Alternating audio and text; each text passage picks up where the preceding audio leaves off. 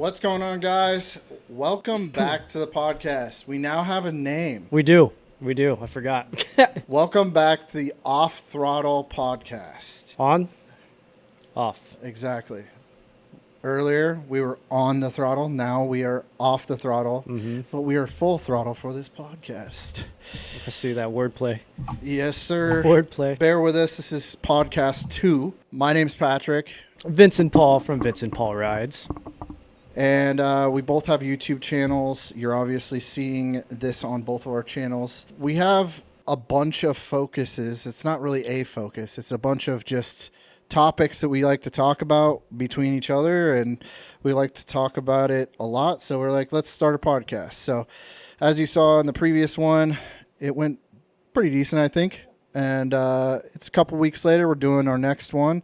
And both of these, if you see this one first, you can see the other one before this, and it kind of help you catch up. Beyond that, I think the next one, you guys might see sunglasses on, because this is it's too bright for you? Well, my contacts. So I have glass contacts, which are weird, which refracts light. Very strange. So this kind of feels like just a constant glare from the upper top, like top down. Mm-hmm.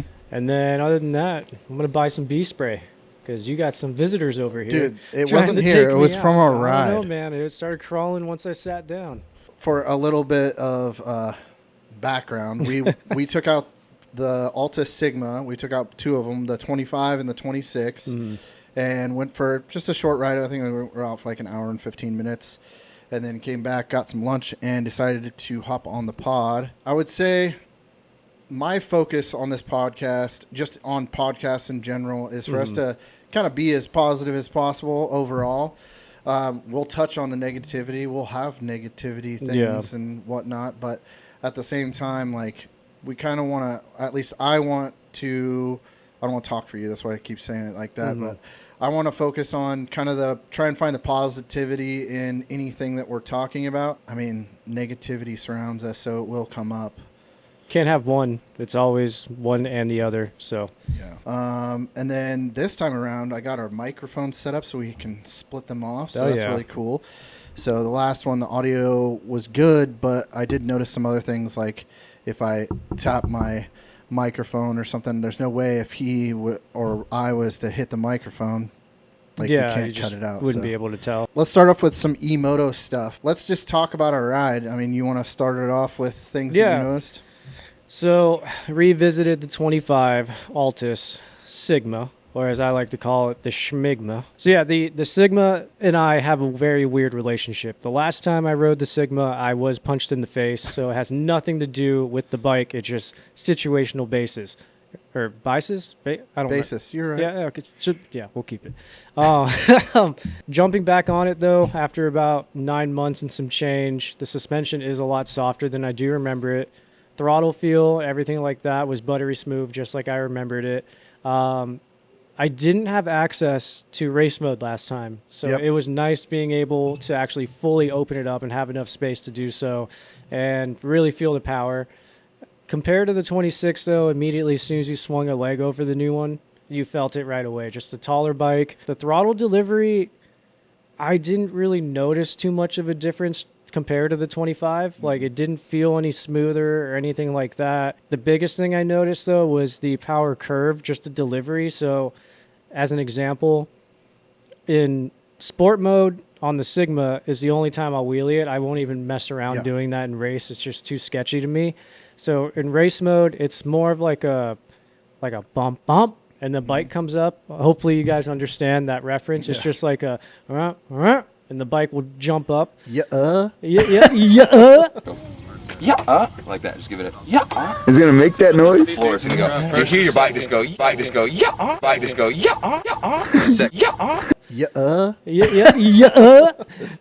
And then on the 26, it was just more of like a the whole way. Like, soon as you gave it a little bit of input, you felt the back end squat down. You're not preloading the suspension, basically. It just has that little extra oomph of power. Yeah. If I were to draw the curve, I feel like the 25 is like, it would be like this, right? Like dead space and then up. So like, yeah, right. That makes sense. The Sure. graph, right? Or how is it traditionally shown on a graph? Is it like this? I don't know. I don't think it really matters. I'm just gonna go. You just say it has a little bit more. Yeah, I mean, like realistically, like you said, I didn't notice. I think they got the throttle tune right. And honestly, we have the Delta over here under a couple boxes, but so sad. It's so sad. I think that needs a little bit more of the Sigma flavor to it, but it's pretty close to there. You haven't ridden it yet, but maybe if we have enough time before we ride, you can ride it out front. But yeah, I mean, I agree 100% that the throttle is very close to being the same. It just has that extra little power. The weight, is there a weight difference between the two? Like a substantial weight difference? No, there's no weight difference. They're the same weight, supposedly. The only thing I really noticed when it came down to the weight and the feel of the bike was just like right when you're approaching balance point, it just felt planted and very predictable, where the Altis or the Sigma still feels planted. It's just you don't have as much runway to bail, essentially. They're both the Sigma. Which one are you referring to? Or, 26 or 25? Yeah. So on the 26, I just noticed at approaching balance point, you had more leeway. And then on the 25, you still have leeway. It's just a much shorter window, I felt, on the 25. The skinny tires got to go, though. I mean, that's just a given. I think also the rear shock could have a little bit different. They're definitely set differently, more likely. But I think with the new change with the linkage, I think that it makes the rear a little stiffer on the 26. So that way it does play an effect in a wheelie. So it's not it doesn't quite have as much give. So you're kind of more solid. And I think that also kind of plays into the effect of what you're talking about when it kind of snaps up to where with the softer suspension, you kind of have to load it. You have to bring it on and then pop it. It's just like aggressively get into it and then feather, where this one you can, I wouldn't say you can feather into a wheelie on the bike. Like you still have to have an aggressive pop, but then once you get the pop, it's just kind of easy. The one thing I do notice compared to this, the SR, by the way, that's an SR, is that's super aggressive. There's it's just too on and off. That when you have a lot more forgiveness in the throttle when you yank, like if you're in race mode, even if you yanked on the throttle to bring it up, it wouldn't like be super twitchy. It would just come up and you'd be like, okay, I can recover this a little bit or kind of adjust it a little bit. But it just picks up so much speed in race mode that it doesn't make much sense. That's why sport mode is really good. Normal doesn't really have the torque curve to be able to wheelie too well at higher speeds. I think it works okay at lower speeds. But sport mode's kind of like the key for wheelies on that bike, on either one version of it. It was just weird, like on the Vetro, Mode 4, because of how light the bike is, it's just so hard to like get a clean launch without it just bunny hopping up like over and over again until it kind of settles. Launching on race mode on both of them today, it was actually pretty surprising how much I could control the throttle with just micro inputs, like to keep the front end down but still tracking forward, like maybe hover a little bit. But on the Vetro and pretty much anything else I try to launch, it's very same thing, on and off or jerkiness. It is better than that, though. The Vetro still, I feel it's better than that. Right now, how I have this set up, I think this is probably maybe a little bit better, but it's still questionable. But you can't adjust the throttle on that. And I requested them to change that, and they said it's coming, but when? It's weird that like on the 3.0 you can. And on the Mini, you can too. But you can't on the SR. Like because it's got a different controller. I think it's got a VESC controller where the other ones have whatever they're using. I don't know. But that was his excuse, is it has a different controller, so it can't share that right now. That sucks. But it will. They said that it will happen. It is coming. Because on the 3.0 and in the Mini, you can actually adjust the curve. How would that go, though? Like, would you have to send the controller in to get No, I think it's just an over-the-air update. Oh, okay, cool. Yeah, that would suck if you had to mail it in and then get it reflashed. I think because you can connect to the app, so it would just be an update via the app. I still, I guess, am a fanboy of the Altis. There's a lot of people, not a lot. There's like I've seen an uptick recently. Good chunk of haters when it comes to the Altis. There's also a good chunk of people that love it, but Altis gets so much flack for stuff that doesn't even make sense. Like, that's their first bike. Give me any, like, look at the E-Ride Pro, the first E-Ride Pro. Yeah. Not the 2.0, the first one. it had problems. Yeah.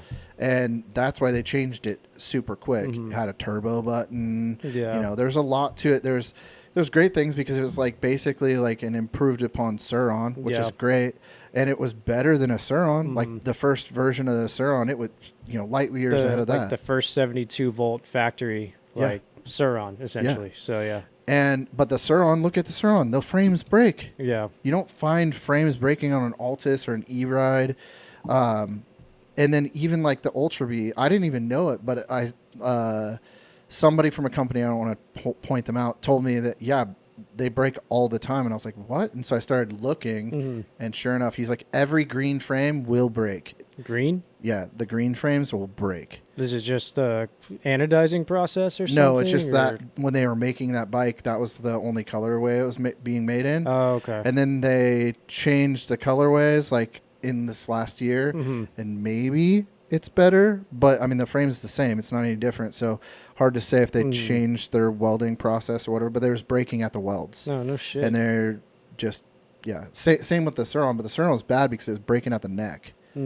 So, but I mean, you can tell like this is like how they built the frame is better. Like they made it, thicker up where the neck areas. There's two pieces that come together to go up there. That's very strong in how it's made as well.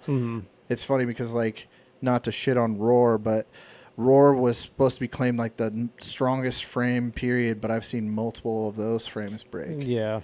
But not as bad. Like, but it's more common. of like they break in the same spot, and most of the time they're not doing anything gnarly. They're just riding over a bump or something. Well, they like did that. stuff that was gnarly that Before, led up to it, and then it just failed. But yeah, I mean, that's my biggest like thing that annoys me is like Altis came out with something as their first bike that was above and beyond everybody else's first bike. And why are they judged so harshly? Because what I hear is, oh, well, their advertising was just really well, and it was false advertising. I'm like, no, it wasn't false advertising.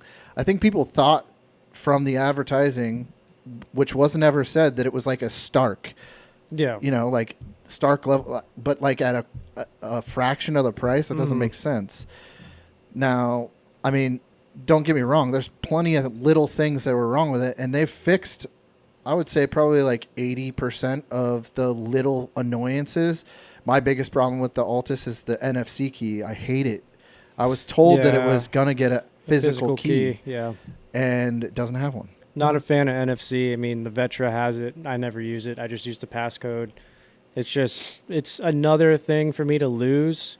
The trails is a very large area, and I don't want to find out when I getting back to the truck would be the best case scenario to find out you lost the keys. The worst case would be in the middle of the trail and you guys are taking a break and you shut the bike down and find out you lost your keys. Just not a fan of it either. I mean, I get the novelty of it. It's kind of trying to be like a key fob kind of thing, Having the option's fine, but it being the only real way is the problem. And it's not just that it's an NFC, it's the fact that the only way to hold onto your key is by putting it in your pocket. Yep. Which is very easy to fall out. Or you could do the Y volt and you get a chain, you can get a bracelet. Yeah, all that. That's still the same problem. It has a physical key though. Yeah.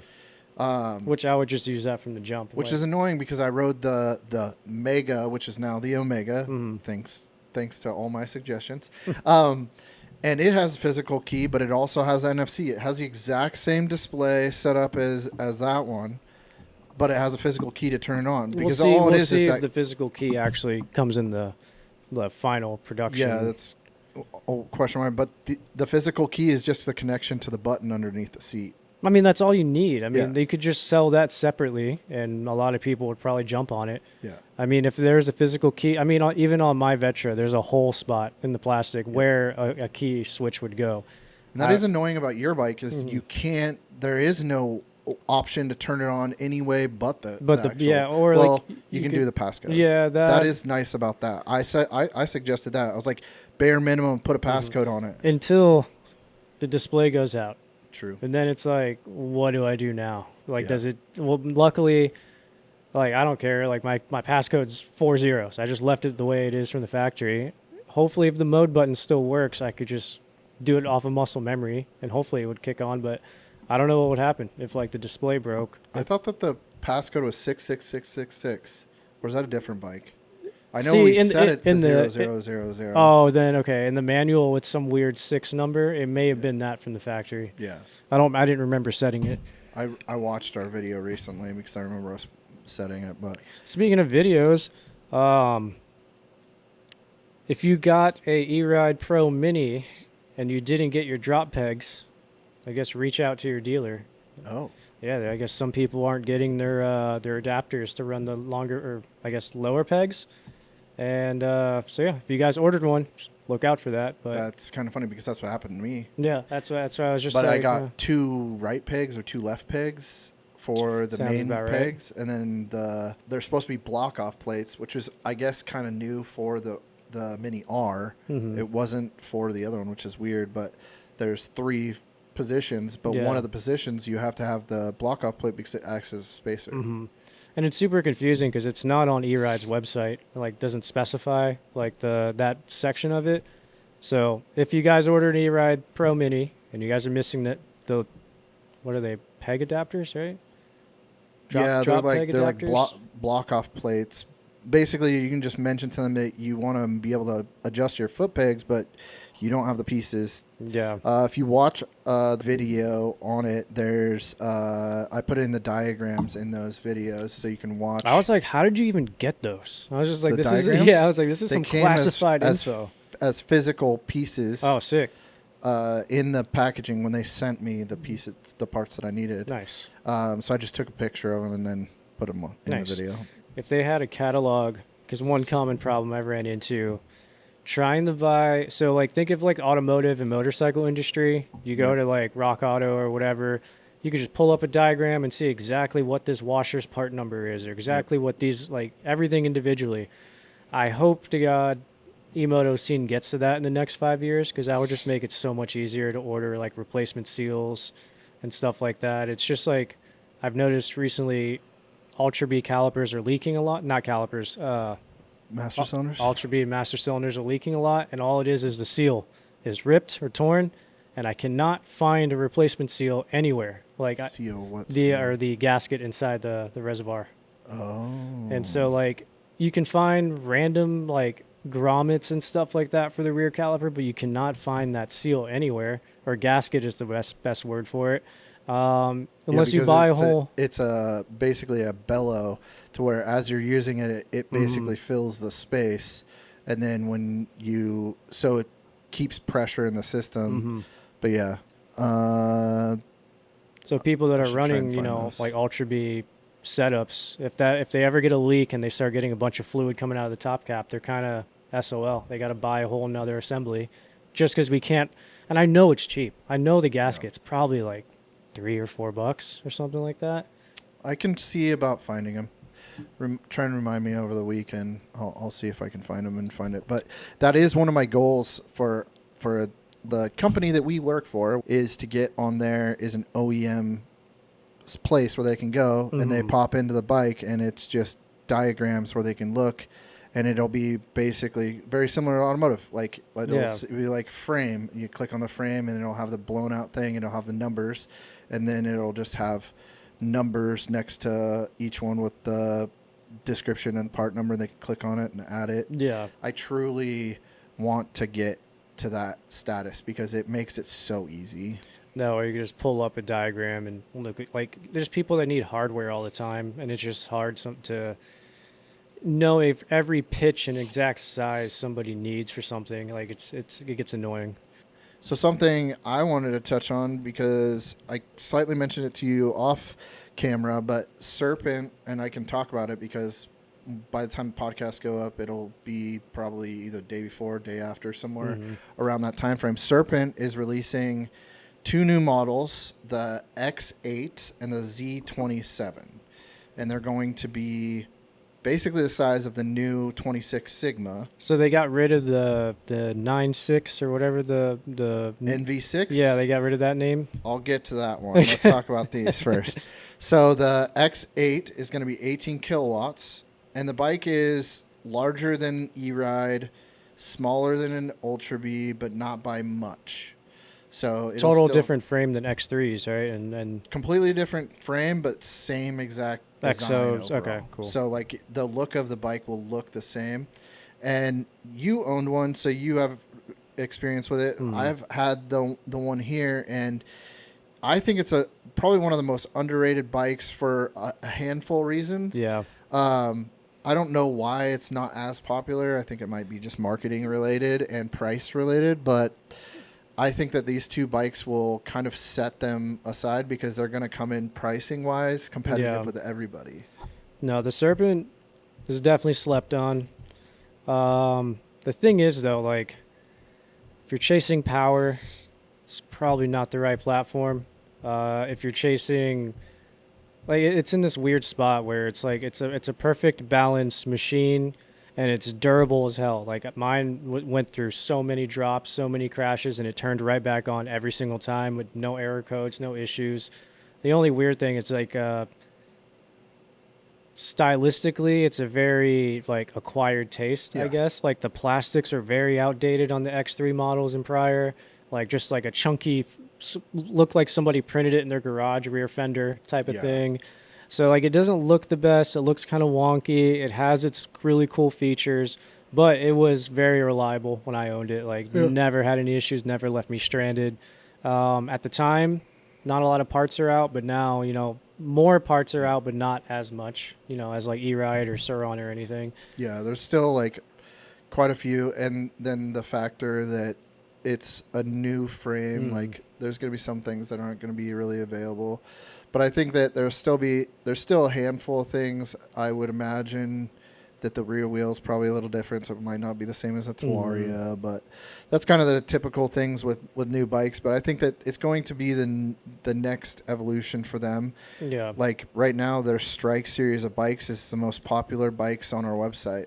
I think if they can capture the audience and get in at a good price and get the bikes to manufacturers to make the parts soon, I think that it'll do good because foot pegs, hopefully they're the same. Hopefully they use a wheel set that is either similar, like size-wise. Reality, I think most of the Surron stuff will be cross-compatible and everything. So honestly, I think from the factory, if they just did a bigger battery or either a bigger battery or 72 volt, 60 amp hour. Oh, on the new guy? Jeez.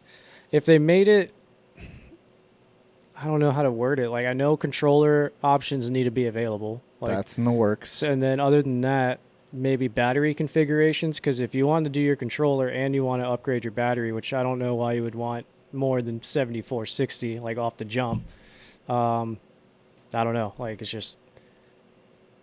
I mean, the battery thing is kind of a thing on all these. Yeah. Because I know the battery's huge on the Serpents. So, like, as far as how much room it takes in the frame. Yeah. So, like, I would assume this new one is probably much bigger. Yeah. First 35 amp hour, it's almost double the size. But the cells are going to be better. They might be using pouch cells, but there's things going on behind the scenes with them and other manufacturers to do some stuff that we'll hopefully see this year. So I would say definitely don't count out Serpent this year. I think that they're going to come in strong with the mid-size version. The X3 is still going to exist. They're not going to change much on it. They said they are going to go back through it. So I don't know what the idea for that is. But yeah, 18 kilowatts and 27 kilowatts. Bikes will be very similar, but the 18 kilowatt one, it'll be just like a 3.0 with the trial style tires. And then the 27 will have like the tires kind of like this. So it'll fit into that. And I think the 27 might be 2118. I'm not 100% sure on that, but by the time this comes out, if you just do a little bit of research, I'll put some links in the video once they're available and you can check them out. But I think that's going to be pretty cool to see. And I have ridden the X8. It was supposed to be the Z27, the 27 kilowatt, but I was like, this has a lot of power, but it doesn't feel like that. And then afterwards, Ike was like, no, you rode the 18 kilowatt. And I was like, oh, okay, that makes complete sense. But we'll have a video on that coming soon. But Any other Emoto stuff? Or actually Emoto related? Any like recent stuff about your videos you might want to touch on, like maybe your last video or the videos before? Other Emoto news, I made my most controversial video to date. My first call out, one might say. My first internet beef, someone might say. But is it a real beef? It could be, if he responds. We could do a Jake Paul boxing match, throw it up on Netflix. We'll do it on Emotos, like a jousting thing. You know, there's plenty of marketing opportunities if, you take the bite. But I did make a video, mainly 5 things I hated on the Vetro Blazer. And then also went into the Mega Ride topic from Surronster. I'm sure you guys watched the video as far as him announcing he's no longer going to Mega Rides. And I don't really feel like he got into it too much as far as why exactly, but as far as, just how safe, and he wants to promote safe riding and whatnot. And my hot take on it was it's like a little too late to like switch sides, was my essentially, in a nutshell, paraphrasing my entire video. Mm-hmm. But, no hate or anything. It's just more of confusion on my end, and also just kind of, mainly confusion on my end. It was interesting. The Surron Mega Ride guy, I forget his name, but he went live on his Instagram. Oh, yeah, you did send me that, but because it was already over, I couldn't see it. It's the only thing that is a bummer is he didn't like record it or anything like that. So he wasn't like mad in a way, but he kind of was. Yeah, fill me in. Give me the scoop. It was just long and short of it. He's like, I get it, but there's kids are gonna come to this, and I'm okay with it. Well, how did the video start? Like, hey guys, I just want to address. I didn't see the whole thing. It was live. It was just him talking about it and like discussing with the people that are watching, and just said like, hey, I hope he comes. I hope he changes his mind. Long and short of it, it's kind of whack, your mindset about it, but I get it. Mm-hmm. But at the same time, like kind of, your perspective, but he was a lot more blunt about it. And he was just like, it's whack that you feel that way because all these people like you. And he's like, I get the thought process behind this, but I think that, the kids should be allowed to go, and there's always going to be open doors for kids to come to this, and blah, blah, blah, blah, blah. And I'll be the first to, stand up for my ride and all this other stuff. So it was a little bit like, I understood his point, but at the same time, like I don't necessarily agree with just allowing underage kids, but like, what is he going to do? Like his point was like, what am I going to do? Like, kick them out one by one, go around and ask ID. everybody for identification. Yeah. But the thing that could change that, if it was meant more for adults, is the meet needs to be like an adult-only situation, like at a bar or something like that. But it also, when you meet at a ride at a bar, that doesn't exactly promote the right things, too. Yeah. It's hard because think of it like when we were kids and stuff, going to the skate park or meeting up with a bunch of people just to go skate around. It's just that has evolved so much into machines that can go 60 miles an hour plus. Yep. But it's the same mentality of community and just riding together and stuff. I don't think really there's much to do. Like, there's nothing that's going to stop it. Like, there's nothing you can do to stop it. But, I mean, the easiest thing is to just educate at this point. Yep. That's the only thing I don't like seeing about the Mega Rides. It's just the amount of kids that go down and actually do get hurt or ran over, literally. Yeah, and I'm just like, it's sad to say, but you go to the Mega Ride, that is unavoidable no matter how skilled or how trained you are. Yep. But the more educated and how trained you are, the better chances you have of making it out without going down or getting hurt. Yeah. And that's a thing where the first one that I went to was in Vegas, and it was amazing, dude. We went down the strip. Like, it was so sick just to have that amount of people just take over the city and go in and leave. But I don't really remember it being as wild as it is now, and I don't really think it's the kids. I just think it's been, 4 years of them doing it, maybe 3? Somewhere around, 3 or 4 years. It's just more and more people are aware and involved now, and so is the crowd just getting bigger and bigger, and maybe that was enough for him to kind of notice things more, because when the crowd is smaller and, you know, you're up front in the front of the pack, you don't notice anything going on all the way in the back. Yeah. The minute you drop halfway, that's like the sweet spot, because it's like typically a little safer, because everyone's either going to drop back and do their stunts or whatever behind you, or everyone's in the front.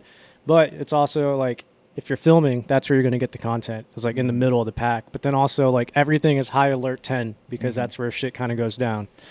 I mean, I come from a background of putting on big rides. I've been involved in like just making them in general. I used to do like 2-Wheel Tuesdays in Vegas, and also have been a part of huge rides like in Las Vegas, like actual motorcycle rides. You know, there's like a Sonic rides that were on like different days of the week, because like Vegas is different, as in for like times that you can work and stuff like that is way different. So it was like, I don't know, like Tuesday or Thursday or whatever. It was never like Friday, because you don't want to do them on like weekend days, because the strip's super Busy. packed. Yeah. And just everything's packed. So they did them on different days. But just a Sonic ride, there'd be like 600 people. Yeah. And all motorcycles, but there's no kids, right? Well, so it's a lot different situation. And then like the rides that I would do was like usually Grom related, and there was still no kids. There was like maybe a random time where like dad brought his like 16 or 17-year-old kid or something, and there's nowadays like probably a little bit more kids on Groms, but not as many. A little more accessible nowadays. Yeah, so I understand the coolness factor of being like, yeah, I want kids to be able to be educated and, you know, be a part of these things. But when it's like 90 or 50% kids, like it's just kind of an issue. But at the same time, I understand his mindset behind it. So I'm just like, I'm in the middle. I just don't want to see the kids get hurt. I don't have kids, so I don't even have that exact mindset. My whole issue with it was mainly same thing like you. I'm in the middle as far as the kids thing, because it's just gotten so big now that they are the ones kind of causing issues by going down. We used to crash in the street. Nobody really hears about it, but then now, you know, news picks it up. 9-year-old boy, and they just, you know, over exaggerate. I don't want to say over exaggerated, but, you know, blow it up in the media. Well, you just see a lot of people talking like that aren't involved in this scene. They're like, you know, e-bike deaths are up exponentially, and I'm like, show me any type of actual data that shows that. Like I've seen like maybe 2 deaths since I've started this period. In the past like 3 years, 4 years, or something like that. I've seen more fires than plenty of deaths. fires, plenty of other things. But I'm like, obesity kills like 400,000 people a year. Why are we talking about something that killed a kid last year and hasn't killed a single one this year? Yeah. Like, I understand the safety aspect of it. I understand all that stuff. But it's just like, I don't go to mega rides because it's just full of kids. I don't have a relation to that. Like, you just don't want to be held responsible for it anyway, because it's like, no matter how hard you try, if you see like this kid just laid out, eat it in front of you, like you're gonna be, you're the responsible one there to, you know, navigate the situation. His buddy that's also the same age, 8 years old, is just going to be screaming or not know what to do in a situation like that. So you kind of get yourself drawn into these weird situations. And the biggest issue that I had, I guess, about Surronster's video talking about it was just, if you already knew like how unsafe it was and stuff like that, then you probably should have just not gone and made a video doing something else and just say why you didn't go, rather than make an entire video compilation of being there, participating in the stunts, being cool with everyone, and at the end just to say like you're not going anymore and you don't want to support it type of thing was where I was coming from about it. And that's where I could see like Caddy's live being like the way it was, like I guess upset about it. I understand the point of him doing it that way and why he did it, but I think also you gotta understand he's in his early 20s. He's grown up. Like we can go back a year ago and see him talking about running from the police, and now he's talking about not wanting to go to mega rides because of all the other stuff. But also, you gotta also think about it from the popularity standpoint, I think that there's also a partial of like just getting mobbed. You know, like Yeah, he shows I do, a little bit of it. I did notice that. It just like more and more recently, like, hey, back up, like just like wanting more space and stuff like Exactly. that, which is definitely, I mean, it can turn dangerous like very quickly. My biggest thing why I don't necessarily want to go, I want to go to some of them, but at the same time, it's like there's tons of like-minded people, but at the same time, there's not really like-minded adults, and I'm not like going to like make friends with children or people in their early 20s. I'm 45, almost 46 years old. Like, sure, I'll probably meet people that are closer to my age, dads and whatnot, but I know there wouldn't be as much of a connection, like versus if I went to like a sport bike ride, like a big, huge, stunt ride, or like a Grom ride. They're like mini moto type stuff where there's just more adults. Yeah. No, I think mega rides are more of, it's a huge group filled with micro groups. So like it's just more of like you get a bunch of your buddies that go, and like your main core group is in the mega ride. You guys all share that moment in the huge ride, and then afterwards everybody splits off doing their own thing. So like unless you're in with the like other groups or whatever, I don't really feel like too much of a community connection after the ride's done. Like everyone, compared to like a car meet or something like that. Yeah. But the last thing I would say about it, the other thing that keeps me from it is I don't want to be the guy that runs over a kid or hurts a kid. And it's too, like I said, you could be the best skilled and the most educated, and they could still happen. Yep. Like it's just wrong place at the wrong time. It's not if, it's when. Yeah. It's always when. But yeah, I mean, regarding anything other Emoto related, is there anything else? So not Emoto related, but it kind of is how we met. So I guess I'll tell it from my standpoint because I kind of initiated how we started hanging out and talking and whatnot. But Vincent had a YouTube channel. It was actually the same channel that you're seeing this on, but it was called Hanzi Moto. Yeah, it was called Mr. Hanzi Moto. Yeah. And I'm pretty sure I subscribed. It would be interesting to see if I was. You'd be the only one to be able to see that. I tried to see because I thought you could see how long you were subscribed to somebody for, but I know that the other side you could. But I either subscribed or I just watched a bunch of your videos, and I swear, I was like, dude, I swear this guy's in Arizona, but I saw some other stuff that was like San Diego when I like looked it up, I think on your business page or something was showing that it was in San Diego. And I was like, man, I've never seen this in San Diego, but I swear this is Arizona. Yeah. And I was like, this guy's like, he makes good content. I was looking for content creators. I was looking for miscellaneous stuff, and I always kind of am looking, right? And your content was clean, it was good, and you were starting to get a little bit of traction. And I was like, man, I should reach out to this guy. And then when I looked, you had your own shop. You had your own like company. So I was like, well, that's pointless. I'm not going to reach out to him. And then so I kept seeing your videos pop up here and there. And then I noticed there was like kind of a big lag in videos. And me and a couple of people that we work with will check Facebook and miscellaneous stuff for other dealers going outside of sales and basically undercutting dealers by selling stuff on Facebook Marketplace. And I was looking at Serpents to try and see, and I noticed that I noticed one for sale that was a little bit under market value, but I don't remember if it was new or used or whatever, but I messaged to try and trap you to see, because I was like, wait a minute. And long and short of it, you were saying that, yeah, you're getting out of all this type of stuff. You're not really going to run your shop anymore. And I was like, long and short of it, I was like, you need a job? Yeah, it was like perfect timing. I had the shop, pretty much had an idea. Originally, it all stemmed from razor parts. And I was like, oh, I want to build a massive online inventory for just razor parts, because there was still, now, I mean, there's everything you can think of now for razors. And at the time, there really wasn't. So that was originally the vision.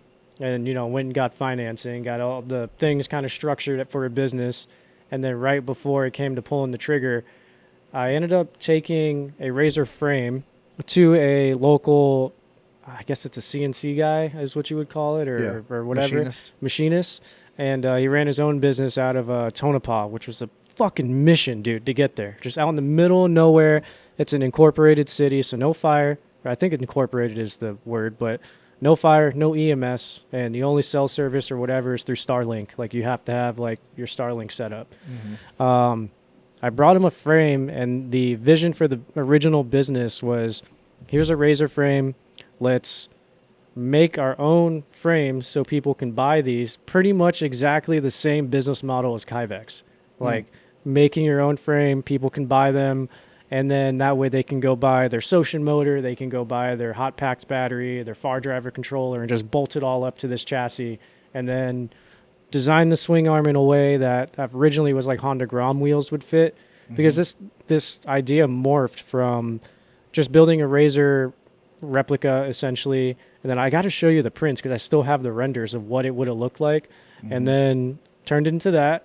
And once I saw it, it looked so Tesla Cybertrucky that I'm like, this looks nothing like the original Envision that I had of like a mini off-road dirt bike.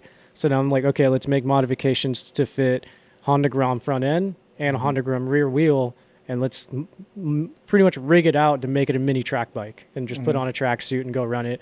Did all that. The whole goal was to make these frames, the customers, for $600 is what I was targeting, and it just was way too expensive to produce and just not going to work.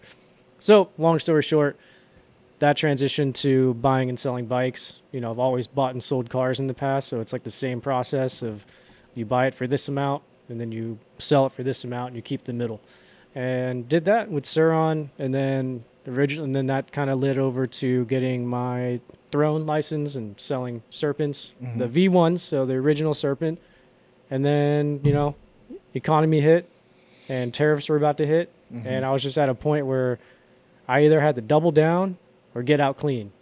So I chose to get out clean because I was just like, didn't quite get out clean. I didn't really get out clean, but I got out. Otherwise, I would have got out covered and smothered instead of just a little dirty. Yeah. So you had already kind of gotten out and you're trying to kind of figure out what you're trying to do. Yeah. And we had a conversation just over messages, and then I was like, can I call you? Right. And then we talked on the phone. You were messaging me while I was watching, I think I was watching Avatar. I was in the movie theater, and we were talking back and forth, and you asked me, are you working? And I read that as soon as I was walking into the movie theater. And then the rest of the time until we sat down, I just had a feeling. I was like, I feel like they're about to offer me a job. Because at that point, I think you already told me like where you worked. Yeah. So then at that point, I'm just like, I think I have my way out. Because my other way out was just to go back to wrenching. Like go motorcycle tech or something like that. So yeah, no, I remember watching Avatar and then responding to the message and just sitting there waiting. And then I got sucked into the movie. Yeah. I remember we got on a call. I liked your attitude. You seemed like a level-headed person. So I was like, well, I'm not the person responsible for hiring you, but I have a pretty decent judge of character. And I liked just like your story and what you were telling me. And so I was like, well, let me see. We needed somebody. You always need employees. There's always people that you need. So I was like, well, I'm going to run it across everybody else and see what they have to say. And, I just advocated for you because I thought you're a good person and you have knowledge in the industry, which is very hard to find. That with a good work ethic and mindset is like almost impossible to find. You only will find one of those three. It's like, it's like goes with the three chart, like cheap, fast, reliable, yeah, and whatever. And you only get two of those three. Yeah. And you kind of like me have, all the traits of the things that you would need as an employee or somebody in this part of the industry. Yeah. And so I really liked it. And I was like, dude, we're not going to find another person like this. So I was just really pushing, and I want, the more I've gotten to know you, the more I think you're a great person. Obviously we're doing a podcast together. I'm not trapped in this basement against my will. Yeah. So, anyways, I really pushed for you to get the job, and we all had an interview with you and talked with you and stuff. And yeah, long story short, we hired you on, and we talk a lot more. I trained you here, and then we're what, 9-10 months in now? 10 months. No, 11. Next month is next month is a year. Nice. Well, congratulations early. Fucking went by pretty quick, not gonna lie. Yeah. So as we've worked together more, we have a lot of like outside of work conversations that's not revolved around work. And, I've become friends with you, and I think that I don't know how you feel towards me, but I consider you a close friend, and I like talk to you about stuff in my personal life outside of work. And so that's kind of how all this kind of came up and to making this podcast is just like, I have a lot of people that I know here, but I'm not like uber close with people out here. So being able to like hang out with people is just in general, as you get older, it gets a little bit more difficult. But for sure. I've always wanted to see you win, and sometimes I feel like I push you too much. Like I suggest too many things, and you can always tell me to shut the fuck up. Sometimes it is like information overload, but like I don't process it until like the next couple of days, because then it's almost like, here's 7 hot ideas. Yeah. Prioritize 2, and then after I get those prioritized, it's like, oh wait, what the fuck else was he talking about?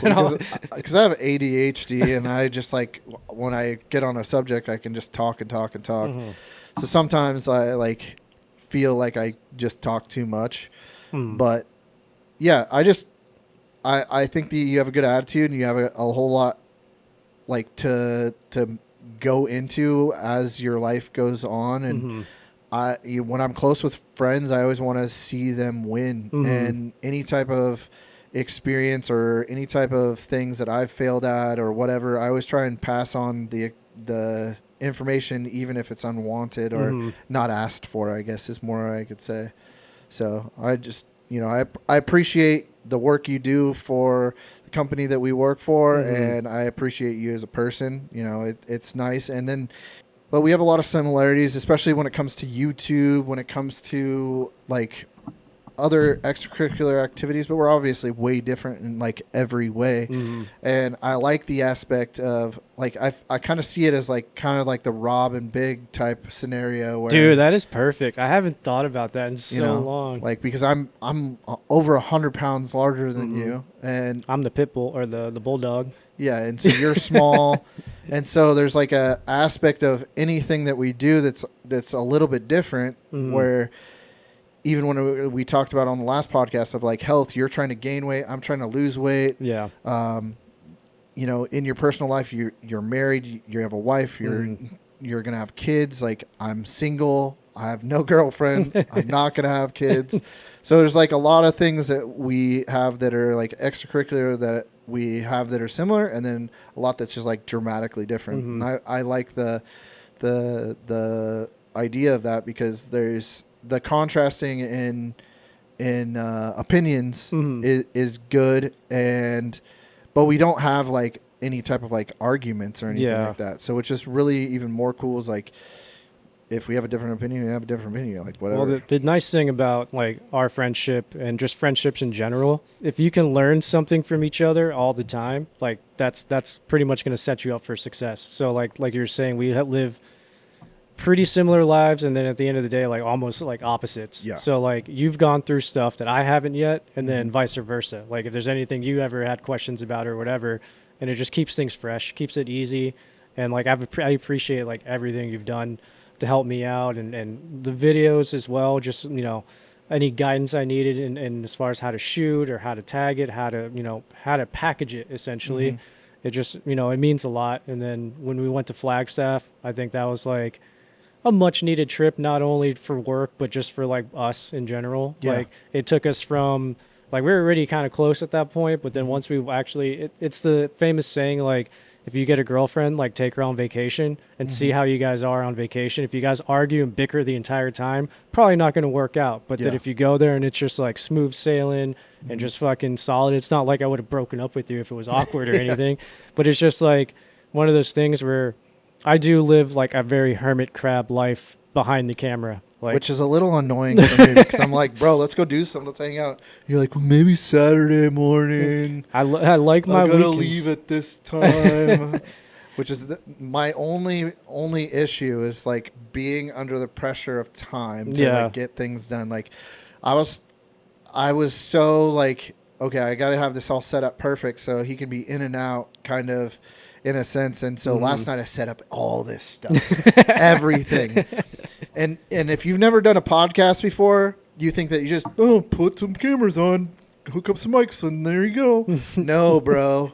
Let me just give you a quick little rundown. We have this camera. We have that camera. We have that camera. We have 2, 3. Microphone. We got a light. We got tripods. We got wiring fucking everywhere. We got background lighting in multiple different aspects. We got to have the TV on. I have the computer right here, which you guys barely see the top of. And I had it all working. But we need to also see when...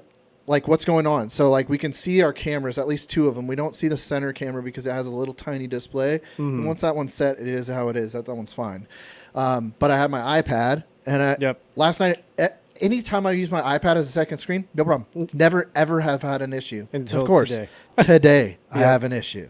Super annoying. So yeah, I was up till 1:30 setting all this stuff up. This table doesn't belong in here. It goes in there. But I was like, this is perfect because it gives it just enough separation. That's better. We tried sitting side by side on the last pod. There's just like so many aspects. I wish this could just be set up like this all the time. Like once we get to the point where it's just permanently set up, you walk in and just push record and save. And then that's it. Let it go to screensaver till next time. And eventually, I think that I think that there's a point where at some point we can have a studio somewhere to where that could happen. Yeah, with your guys' support. So for sure, please hit subscribe. Even drop a comment, hit a like button. It helps. But when I'm on a time frame, it sucks because now I'm like, okay, the pressure's on. I gotta get this shit done. Gotta get this shit done. Also, like making sure our microphones are recorded separately. I spent like 6 hours trying to figure this thing out, and I finally got it figured out. I had way too much gear. Like last time I had a soundboard. I had XLR cables. If you thought that wiring was crazy, or this wiring is crazy, that wiring was even crazier. Yeah. Just shit going in and other shit just coming out of it. Yeah. We tried like 2 different recording programs that day. Yeah. Just to try to figure it out for you guys. And I just want to make it so it's simple as well. Yeah. Like and of course, this is the second time doing it. So there's a big learning curve, and he's got to at some point, go and spend time with his wife and stuff. But it sounds like the thing he has to do tonight isn't exactly on his to do tonight. So it's more of I'm contractually obligated.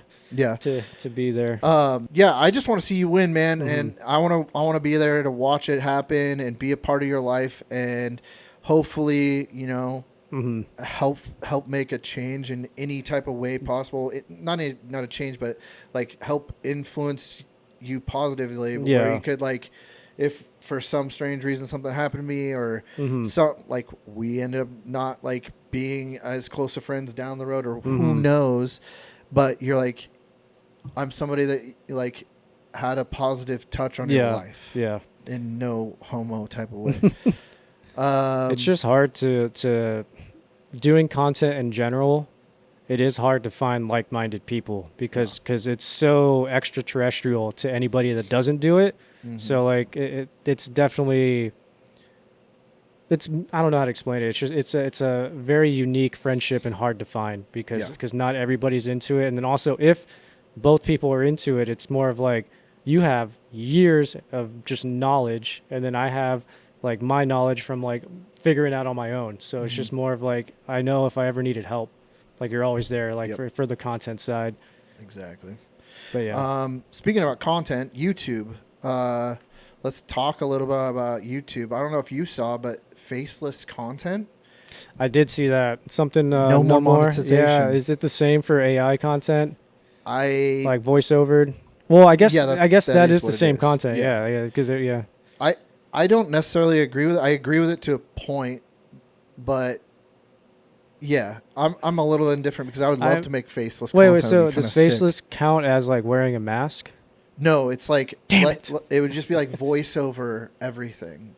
So like just imagine you're like Just watching like cartoon yeah, oriented yeah. like overview stuff. There's a lot where they just play like Temple Run in the background or like a video game in the background, but they're talking about whatever subject in that AI voice. Like I've seen a lot of those videos. Yeah, I think it's gonna be hard for them because like imagine like gameplay audio, like I mean, unless you put like a small little like P&P on the corner or Yeah. something, you know, like, but there's a lot of people that don't want their face, but there's a lot of Yeah. people that do create content that has nothing to do with AI that's faceless, and I think that type of thing, like it should go through some sort of verification. review, yeah.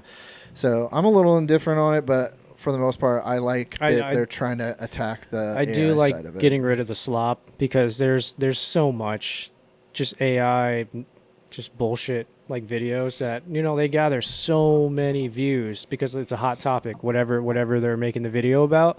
But then you go to watch it, it's like I hate how sometimes I do get tricked. I'm like, oh, it just sounds like a normal person. But then they pronounce a word wrong or something, and then they're like, oh, jig is up. I know it's AI. Exactly. So you hate your Vetro, huh? I hate some aspects of it. I hate some aspects. Referring to his video. If you guys haven't seen it, go check it out. Yeah, if you But guys you're- own one, definitely. You're going to do the worth it. reverse, aren't you? 5 things I love about Five my things I Vetro. love next. Nice. I guess I'll tease it here. I mean, originally the Vetro was on the chopping block. Like it was about to get phased out.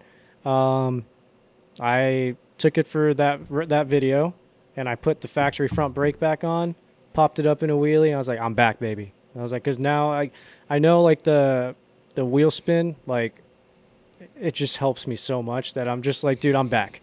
So anyway, I at that point I was like, okay, I really do like it. It's not worth for me to like sell it and then take the money and go buy like the Ultra B or something. So it's like I'm gonna keep it, but I am probably gonna be in the market soon for another bike that'll be the daily and have both. Why I was laughing wasn't making fun of him or anything, but I have the opinion that the front wheel doesn't need to spin. I also come from stunt riding where your front wheel doesn't spin because you are on your rear wheel for so long, and you're also going so slow that it doesn't matter. I think that everybody, including myself, would get into my head about just the dumbest shit. Like when I was learning to stunt ride, I finally learned how to do circle wheelies. Not like sit down, put your foot down, circle wheelies, but seat stander, double back peg. We got to insert the clips of demonstrations. There's only a handful of clips out there because I was always the person with the camera versus people recording me. But there's plenty of stuff out there. But like I learned, and the problem is like no hate towards the people I used to ride with. I genuinely feel like they were just telling me things to do things just to see me take longer. Like almost like an ego situation. I could be wrong. What do you mean, like take longer? Like I shouldn't have necessarily kept my tire pressure at like 5 psi. Oh, when I finally started talking to pros about it, because like gatekeeping information or something. Yeah, but they were a lot of them were doing the same things. I don't know. It's like I feel a different type of way about it. But long and short of it, I finally got to be able to ride with like people that were professionals in a sense. Like they get paid to do shows and everything. They're like, you need to bump that tire pressure up right now. And he's like, your circles will come tighter. They'll get quicker, stuff like that. And I was like, okay. Everybody was telling me I need to run like 5 PSI. And mind you, this is before like handbrakes were anything. There was like 3 companies ever that made handbrake brackets. There was like 3 companies that made crash cages. This is like 2003, 2005, 2006 era. And I mean, there's a whole generation pre me. But yeah, so I'm like learning to do these things, setting my bike up wrong, doing these things. You have to learn from your mistakes, but hopefully people will guide you. But it was kind of like that early stages, like, are people not guiding me right, or are they just not smart enough to know the proper way of setting things up? So that's always like when people reach out to me like, what what bike should I get? What this should I get? Blah, blah, blah, blah, blah, blah. And like, oh, I'm going to do this. I'm like, bro, let me give you the recipe to do it right. Yeah. You can do whatever you want. And it always irritates me when they reach out to me. I give them all the knowledge and they do everything the opposite. And then like 6 months later, their shit's for sale because, I can't figure it out. I can't do this, blah, blah, blah, blah, blah. The track community for sport bikes is the same though. Like, if you try to reach out for guidance, they'll kind of give you the generic like recipe. But when it comes to that stuff, and I'm sure it's the same for stunting, it's unique for every person. Like every person's limbs are different lengths. Every person needs to lean more compared to that guy. So like it is very gatekeepy. Even if you get a coach, that's the best way to do it. If you got a coach on the track, they'll teach you everything you need to. They'll ride with you, tail you, kind of show you the speed. But my experience, like asking for help at the track, and I learned more by just watching people instead of like physically asking, just seeing where they're braking, seeing where like the leg dangle didn't make sense to me at all. And I just kept seeing people doing it. Like every time they would brake hard into a corner and I'm like, let me just try it at the next corner, like where they've been doing it. Come in hard, drop the leg and just let it dangle and hard brake. And all of a sudden what felt like the bike would kind of be unstable braking that hard, just dropping your center of gravity. Now the front end's planted straight, like no more wiggling. And then I'm like, it's just small things like that you pick up by just watching people. Mm-hmm. And so the track community is very gatekeepy as well, but it might just be a motorsports thing. They don't want to give out the sauce, you know? Mm-hmm. Another thing you mentioned in a video was 30 days daily. Yeah, still. But it's been multiple days since your last upload. Well, see, what had happened was the way my bank account's set up, I will do clarification on another video, but I do want to attempt the 30-day daily vlogs, but I'm going to wait until I have my hands on an Osmo just to make it extremely easy. Until I get my hands on a Pocket, either the new 4 or the new Insta360 or something, just to make it extremely easy and give myself no excuses. And I also want to start bringing it to the gym just so I can, one, maybe use some of that content, but then also just to track my progress. Mm-hmm. And I don't have the balls of steel yet to walk up in there with my Sony rig on my gimbal and all that. Yeah, it's just... This is why you need a rock form case because it's magnetic. You can kind of place it I keep getting people don't see it. I keep getting those ads of that magnetic thing you can stick on the machines, and it's just a clip. You can like stick it on the machine. You can just buy a case that you already need. Yeah, it makes sense. I do have an Insta360, and I want to do the thing where I just put it in my mouth and I do all my workouts in 360 mode. That'd be funny. And you look down overview. You have to buy the mount. I was just gonna raw dog it, dude, just to get like the shot. $20 on Amazon. Yeah, just put a towel around it, make it work, just to get the shot. Yeah, I think doing the gym content would be good. I'm a fan of you doing 30 days. I gave you like one thing that I think that would probably be good for your success, which is don't upload same day every day daily. Like make like 3 to 5 videos. Yeah. And then that way build a runway. If you're like 15 days in and you get sick or you got something personal come up or you're just like over it for a day, you can be. Yeah. And you can take that day off and now you have X amount of days. Don't expose the sauce to the viewers, dog. I mean, you're breaking the illusion here. Yeah. I'm David Blaine. They're my But nobody's gonna know. Like, well, now they will. Yeah. I mean, how many people are going to be watching this versus watching your channel? Is the question. It just takes one. I'm really confused. It takes one guy to blow the cover, dude. Yeah. So if comment on your once he starts daily vlog and be like, "This isn't daily. Yeah. I saw it on the podcast." Comment bullshit in all caps. But it is daily. It's just not uploaded every day. Yeah, it's daily for. It's not same day. Yeah, it's not same day. Yeah, it's not. And it still wouldn't even be same day. It would be next day, and it's not next day. It's like 3 days ago.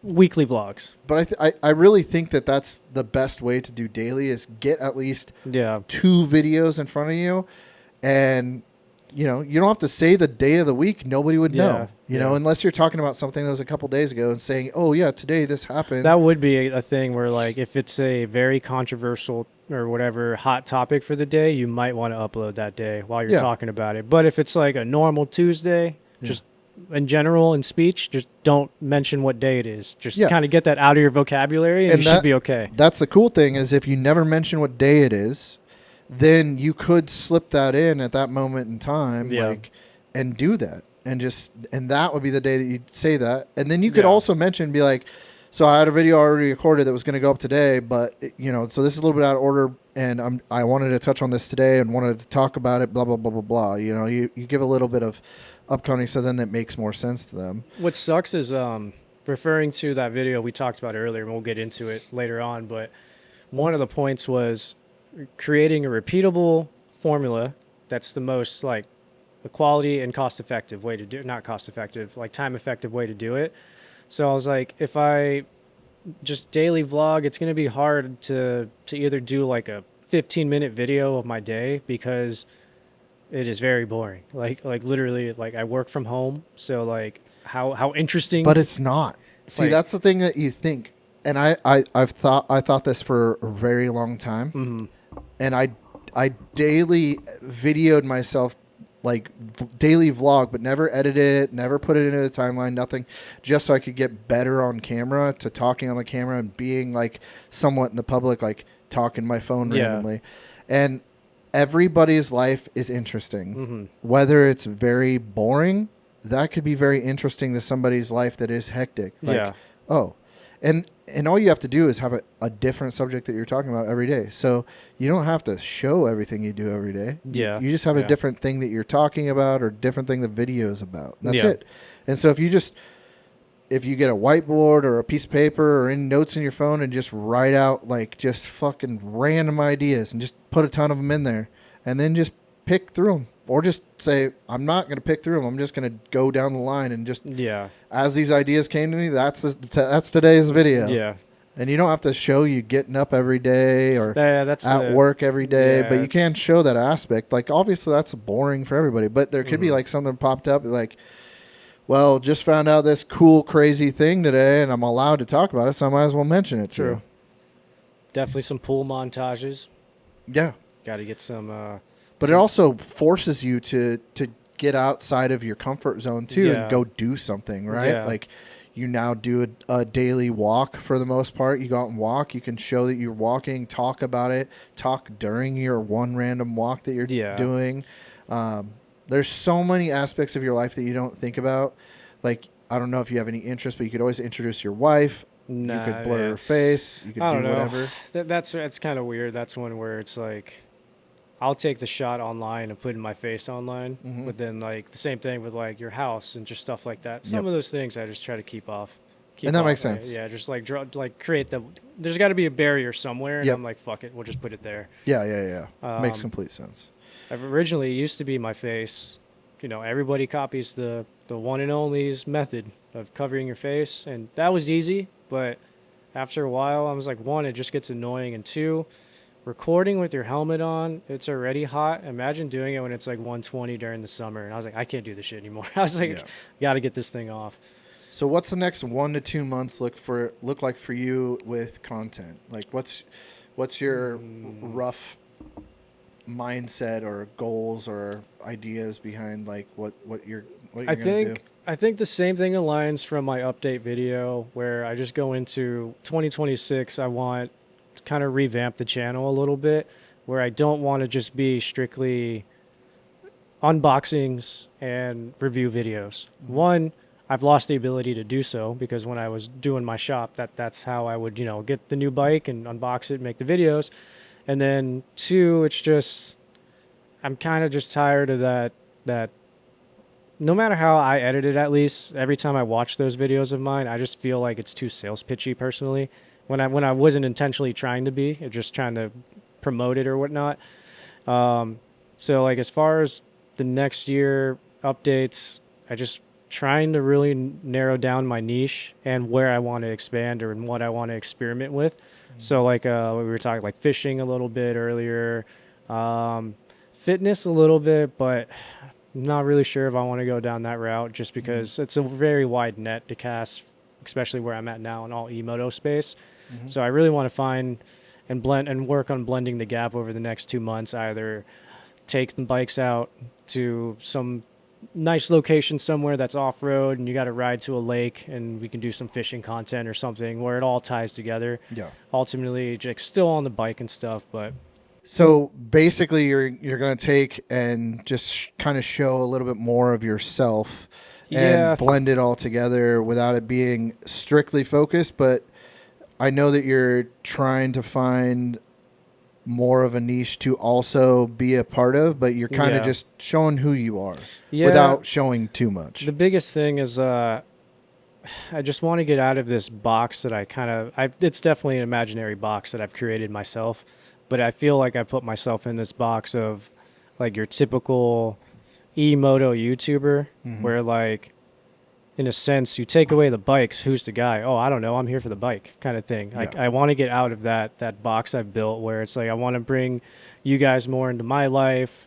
Maybe it's interesting to you or whatever, and build something together that way. And this is kind of part of it. Yeah. This is a big first step of just kind of stepping out there, and trying to open up a little bit. Obviously, like these type of conversations on my ride videos just don't really make sense, and also would be an extremely long video, like trying to get all of this information in.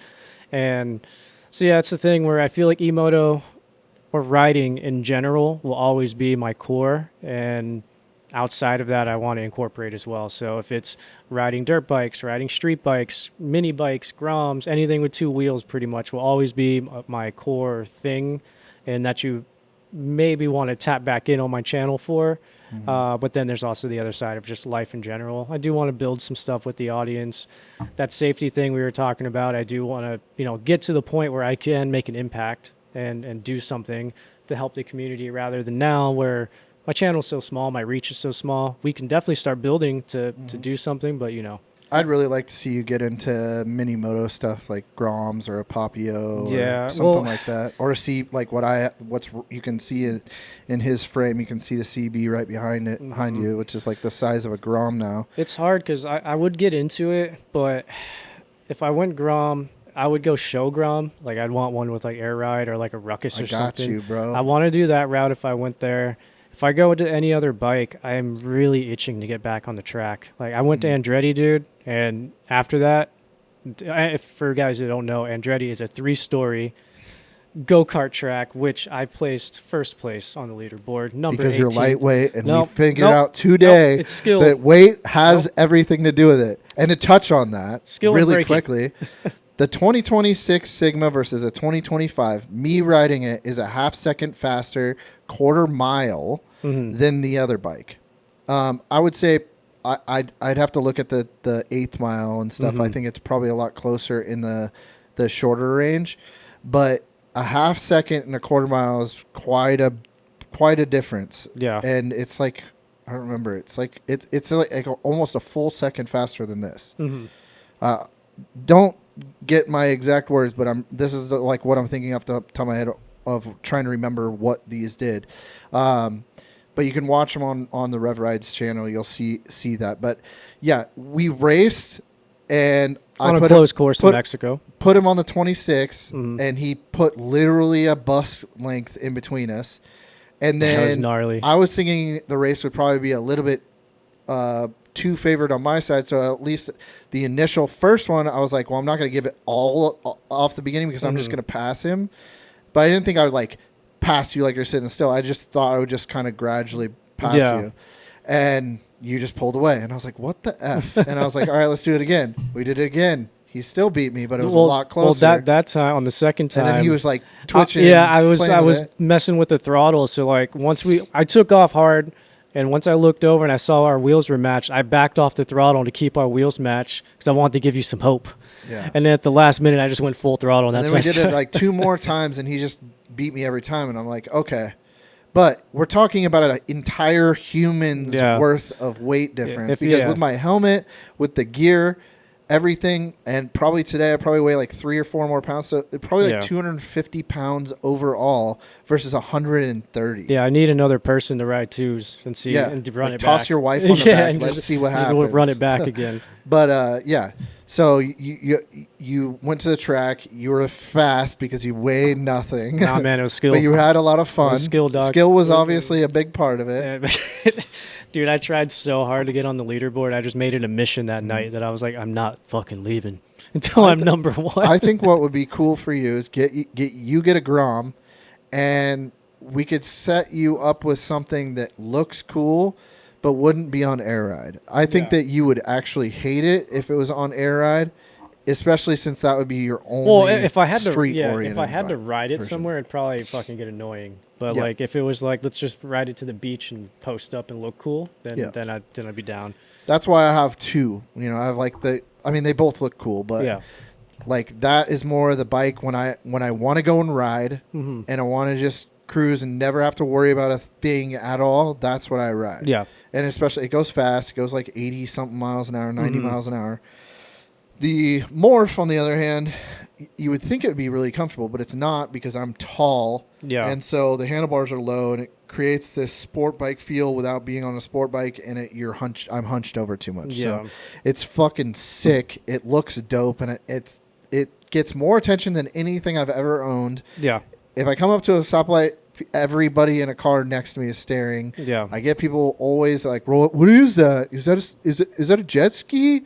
It's fucking cool, man!" Like I get all the things. That's awesome. I have nothing against it, but it's not like a super long ride type thing, which is what I was hoping for. It's my parking lot pimping, ride to places, show off, and then if I ever want to give a chick a ride, I'll put her on that. I won't put her on that. No, I mean, I got the itch from go-karts to not race again, but to get back on track. And I've created a plan where it's like 3 stages. I have the Emoto, so check 1. Stage 2, probably be like a used Jixxer. No title's fine because I just strictly do a track bike on that. Yeah, I just full on track it. There's a S1000RR on track bike, but it hasn't blown motor. It's $7,000. That's the thing where like I've done the 1000 gang on the track, and with my Stature. gravity on it, it just doesn't like it's not a good fit. Dude, I think it'd be kind of sick if you got like a Kawasaki 400. The double R's are sick, Yeah. like the inline 4. I would highly entertain it. If the only downside is they retain their value, so they're like $8,000 still. Yeah, but that's not a downside Why? because you probably wouldn't keep it for very long. Well, no, because like if I did do it, it'd just be track only, and it's I'm rusty. It's probably gonna get slid out. So that's why I was like, I can justify But you like just do race $3,000. body work and some frame sliders, and the bike will probably be pretty fine. I do know the geometry though of it would just be perfect, like a super ultralight bike, still Ultralight, screaming. decent power. Yeah. Yeah. Other choice is Jixxer 600 because a small Japanese man designed that bike, so all the controls are perfectly aligned for my body. Like literally the way my knees fit, the ways my hands fit. So I do a Jixxer, and then my final step is I'd want another Ducati because you reminded me when you said that's the coolest thing that like you owned or ever owned. My Ducati 899. It's a basic Ducati sport bike, nothing crazy. But that was the most attention I've ever gotten on that bike, and I think pretentious is the word, might be, but I loved it. You're at the light, bright ass red Ducati, and everyone's like, "Oh my god, is that a Ducati?" It's like you're driving Sounds a like Ferrari. it has a bunch of bolts loose inside of the engine. Yeah, it's just like, can you guys go ahead and cross so I can leave so you don't hear this? Yeah. Well, it's funny that you mentioned Jixxer, and we were mainly talking about YouTube and stuff, and what's your next 1 to 2 months like. And my next 1 to 2 months is I'm reviving SoDef Films, my more professional side of my content, and I'm going to dive deeper in on content in general on my personal side. So my personal channel, which is what you're seeing this on, and then on the SoDef Films channel. You said Jixxer. I'm doing a full Jixxer build. Technically 2 bikes in that build, but the main source of it is a stunt bike that's a Jixxer that I built from 2 bikes and powder coat everything, a whole bunch of stuff. And if you're watching this video, those should be live on the channel as well already. And it's starting off with 3 videos. And then every week on Thursday or Friday, I don't remember the exact day, but you'll see it like it's mentioned in the video. Nice. Every week for 11 weeks after that will be uploaded. Nice. And then during that time frame, I'm going to be editing other builds like the 300, the Morph. I have a bunch of content in general that I've done and built. The E-Ride, the Surron I built. Like I can't use any of that content really on the work channel. So I'm not going to let it just get thrown away. I'm going to use it for myself. So and I did it all after hours. So, but long and short of it is I'm going to really focus on content. I want to focus on doing this. We got to figure out like kind of how many times a month we want to do this, and kind of maybe we do it more frequently and then spread them out. But if you're watching this one, another video went up at the same time. So we have 2 of these. My SoDef Films has 3 videos. This personal channel probably has a video that went up. So I'm going to be going headstrong into doing this, and also focusing on just me as not necessarily a brand, but you as a person, you kind of are branding yourself. And that's kind of what I also want to do, because I've been doing content professionally for like 7 years. I've been paid to do it as that's my job, and that's would be professionally, right?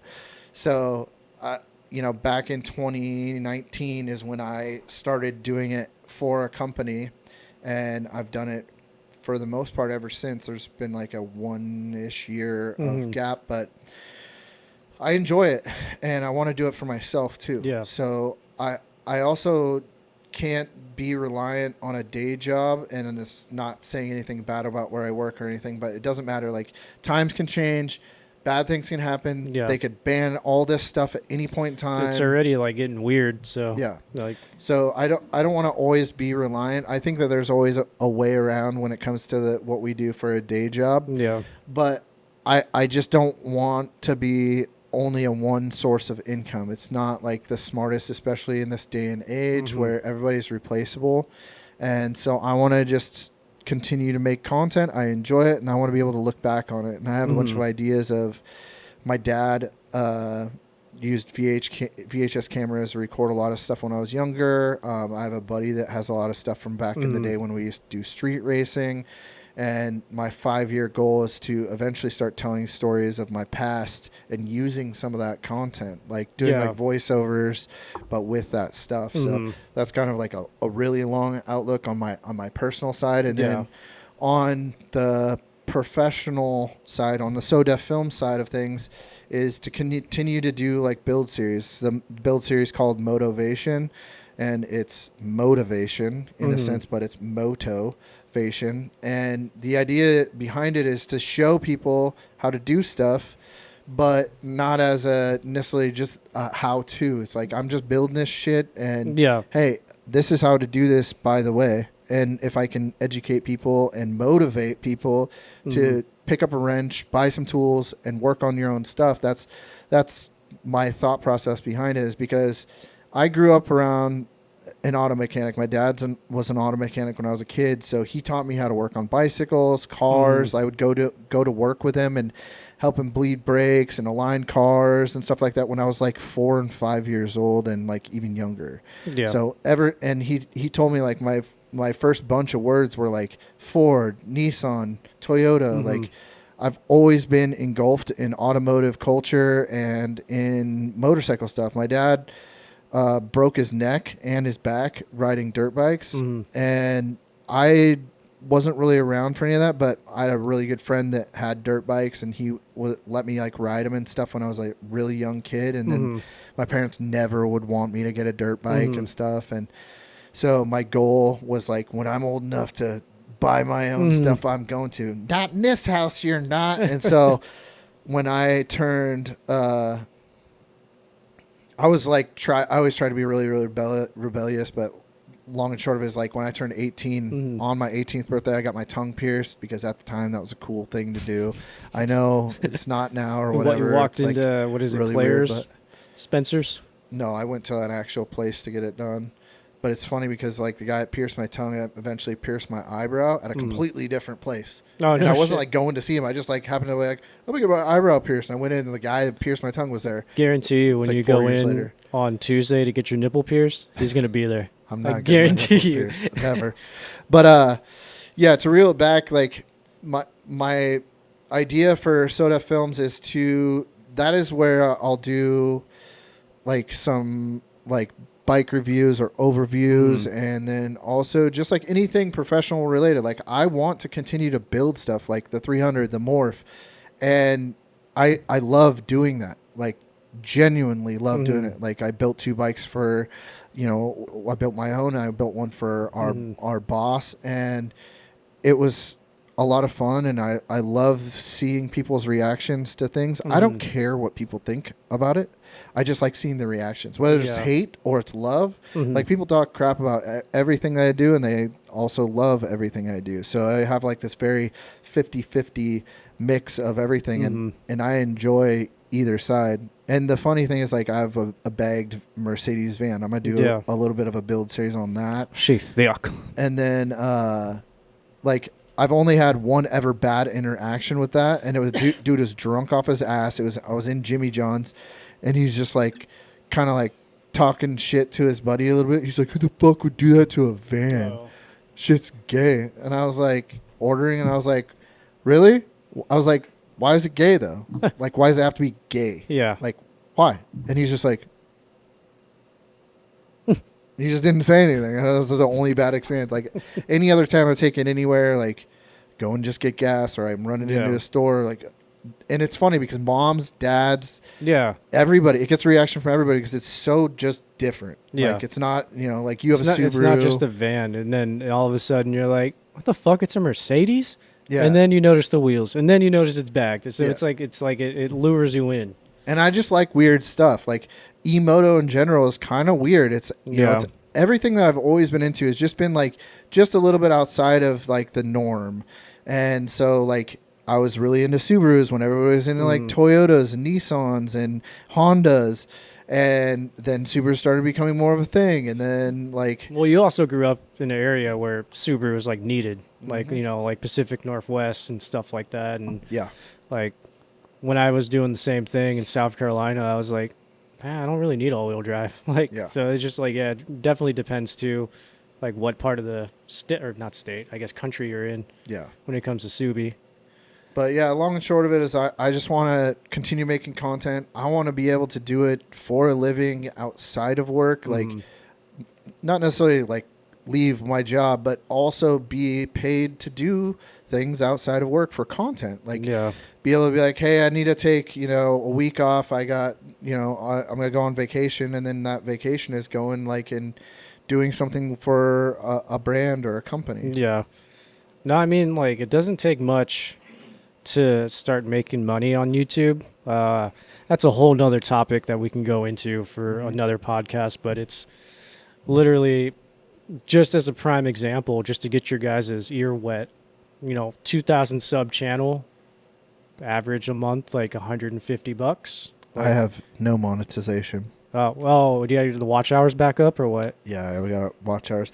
My Soda Films is like sub 2,000. It's like 1,800 or 1,300 or something like that, and this channel is almost 3,000, and then but I just don't have enough watch time. For me, the videos, especially like the older videos, kind of keep the watch time there, but like shorts is a good idea for me, at least. That just keep feeding it like, okay, let me get that 15 minutes, let me get that 20 minutes, and just stockpile them over and over again. But shorts don't add to standard watch time. They don't? Nope. Motherfucker. Yeah, so you gotta look at each one. Like so, and I see it more probably because I am not monetized because it shows the goal to get to. So you have to have 4,000 watch hours to be traditionally monetized, or you have to have 1 million shorts views, or it's maybe 2 million. No, it's 1 or 2 million. I have to look. I think they raise the bar where like when you're trying to get monetized and you're staring at that meter, you're like, holy shit, dude! Like, and then there's 3,000 watch hours in general. I think for shorts to be able to have some monetization. Oh no! You unlock like the badges or something. Like you unlock the next stage where it's not monetization, but like. Not hype either. It's some other weird thing you can do. Hype is interesting. I've hyped all your videos. I don't know what that does. Channels. What does it do? If you can get on the top 100 list, you're on like... You remember how there used to be like the recommended videos? What was it called? I don't remember. Like For you? Or like... Yeah, kind of like a For You page, but there was like a thing like where... Like a browse? Where it was like... You would be at the like a trending video or whatever, Oh, I forget what it's mean, called. there is a trending tab still. Like, But there was like a video like that was like top Like- 10 videos oh. or something suggested or something like, I don't remember what it was called, but that they took that away. Doesn't exist anymore. So now how to get to that status would be people hyping your video. Gotcha. So but you have to be monetized to get hyped. How many hypes does it take? You, hype load? You can hype, I think, your amount of subscribers. And it doesn't do anything for you. So like if you see a video that has hype available, you do it and you click on it, and it was like 2,700 and something when I did it last, and that was like basically my subscriber count. So I don't understand how it exactly works, but long and short of it is the more that happens, it pushes you into that algorithm. Gotcha. And then eventually you get into the top 100, and then but dude, the top is like over 1 million hypes. Yeah, well, you're gonna need some twerkage, some cleavage, some vulgar language, some weird message behind it all, and visually appealing graphics. Yeah. And you'll get there. YouTube related, David Dobrik's back. Bro, it's weird seeing him with both hands. I don't like it. What do you mean? Like Oh, him having a not filmer. holding a Yeah, I know. camera. Yeah, it's weird. I don't like it. I was like, I love it. I need this view again. I think that he's also not necessarily editing his own videos Yeah. anymore. Hold on. But- Hold on. So you said it's weird seeing without hand or using Yeah, both hands. it's just weird. It's weird seeing that angle of him just not holding the camera anymore. But it is also just we're so used to IRL streamers now, and typically just everyone's content has a filmer nowadays. I feel like once I get past the 50K, I don't even know 50K honestly. Like maybe once I got to like 1 million, I'd probably consider a filmer. But to me, one, I would never consider an editor personally. I just like having control of like filming it. And then two, like we talked about earlier, I live a very hermit life. I don't know if I'd want somebody following me around like all fucking day. Yeah, for like David in general, I wish he would have gotten an editor and a filmer like long before, because I think he would have continued to be active. I'm indifferent. I think so. Yeah, you're right. Yeah. I'm indifferent on him in general just because of the Jeff yeah. situation, but I'm like, dude, like his content was just so good. Like It was such a era of content back then, Yeah. dude. Like I don't kind of want to watch them all. I know, again. like, I don't think we'll ever get that back. Like, I don't think that'll ever be replicated. I don't think there's a new generation of Vlog Dobrik's squad. video. Yeah, I just don't. It's almost like the Team 10 thing for Jake Paul. Like, that's dead and gone. And, I mean, technically, like, the OnlyFans managers is kind of the same concept of the Team 10. Like, a team of, like, that's a whole other conspiracy. We'll get into that one later. I don't know. I think that if I got to a point where I could afford it, I would get a filmer for situations like I don't know if you've watched Roman Atwood, but he had a filmer for when he came back to doing daily for a little bit over a year, and then Nate, his filmer, was like, "Sorry, man, I can't keep doing this." Yeah. So now he's trying to hire a new person to go back to as close to daily as he can. Yeah. And so he said basically May 1st he'll be back, and hopefully he'll be doing it. But yeah, I mean, I love the editing process. I think that I would always have a part in it. I would say, hey, rough cut all this stuff, make it happen.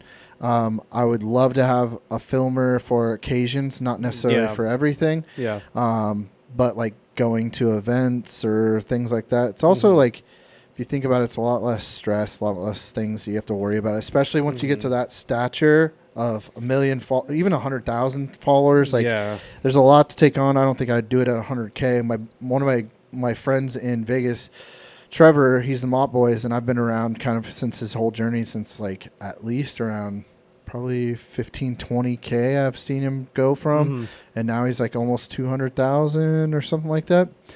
And I'm not trying to pocket watch him, but I know he's at the point where I think he could potentially like not do his job anymore, his day job. I know he doesn't work as much as a day job anymore. So that's what I'd like to get to, is like get to a point where I could still have a part-time day job still do all the things I do for my job and still enjoy it because I love what I do, man. Yeah. I just absolutely love the content. I love working with brands and finding all the parts, working with all the bikes, trying all these things. But I'd also like to have my own personal perception put out there of these things. Yeah. Right. When you work for a brand and you do it in a brand wise, there's a different way of you have to do it because you have to be somewhat in the middle. You can have a standpoint, which is perfectly fine. Yeah. But the criticism has to be very sensitive in a sense. Yeah. Like you have to be very careful because also it's like if you criticize too much, you maybe make another manufacturer not want to work with you because of certain things. Yeah. And Yeah. I've seen it with our industry with specific creators that are out there and in other industries. It's just you got to look at the unit for what it is and just take all the consideration, everything into a factor before just completely shitting on a bike. And then also, if you're a smaller creator, it's something that you kind of want to avoid just because, like you said, other brands will watch that and be like, oh, what if he doesn't like our bike? And then just says it's shit kind of thing. And then that it pretty much starts closing doors. Yeah. So it is like a good mental note to have, like if you're making content on these like machines, to just keep that in the back of your mind where like you can have an opinion that you don't like it. Don't give out the secrets, bro. Well, we're fucking exposing everything. No, I'm just kidding. So yeah, it's one of those things where it's like you can have a good standpoint, like you're saying, like, oh, I don't like it because of X, Y, Z, but have another counterpoint to it too, where it is only $1,000 or it's an $1,100 machine or whatever, or something like that. I think that there's a big, I'm not going to go into like what exactly because I can't really pinpoint the things, but there's a big part of our Emoto industry that could be improved upon. And I think that if I was to create my own content, I think it would be considerably different, but very similar in a lot of ways. But I think that there's a different way of doing it. And I want to try it myself and see how it goes. And you have a bit of a different take too. And so it's cool to see that. And going back to the vlog squad things, it's like I've always wanted to be a part of our, like my own vlog squad, not necessarily me being the leader, but maybe somebody else being the leader or somebody else being more popular. Maybe it is me or whatever. Yeah. Like, I don't care. Just being a part of a bunch of creators that are creating stuff. Well, that's the thing. It always comes back to community.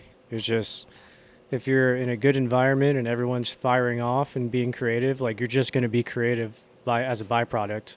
Yeah. And then also like, that was the big appeal for the vlog squad, was just like, holy shit. Like, you just felt like that was your friend group, or you could be a part of that friend group type of thing.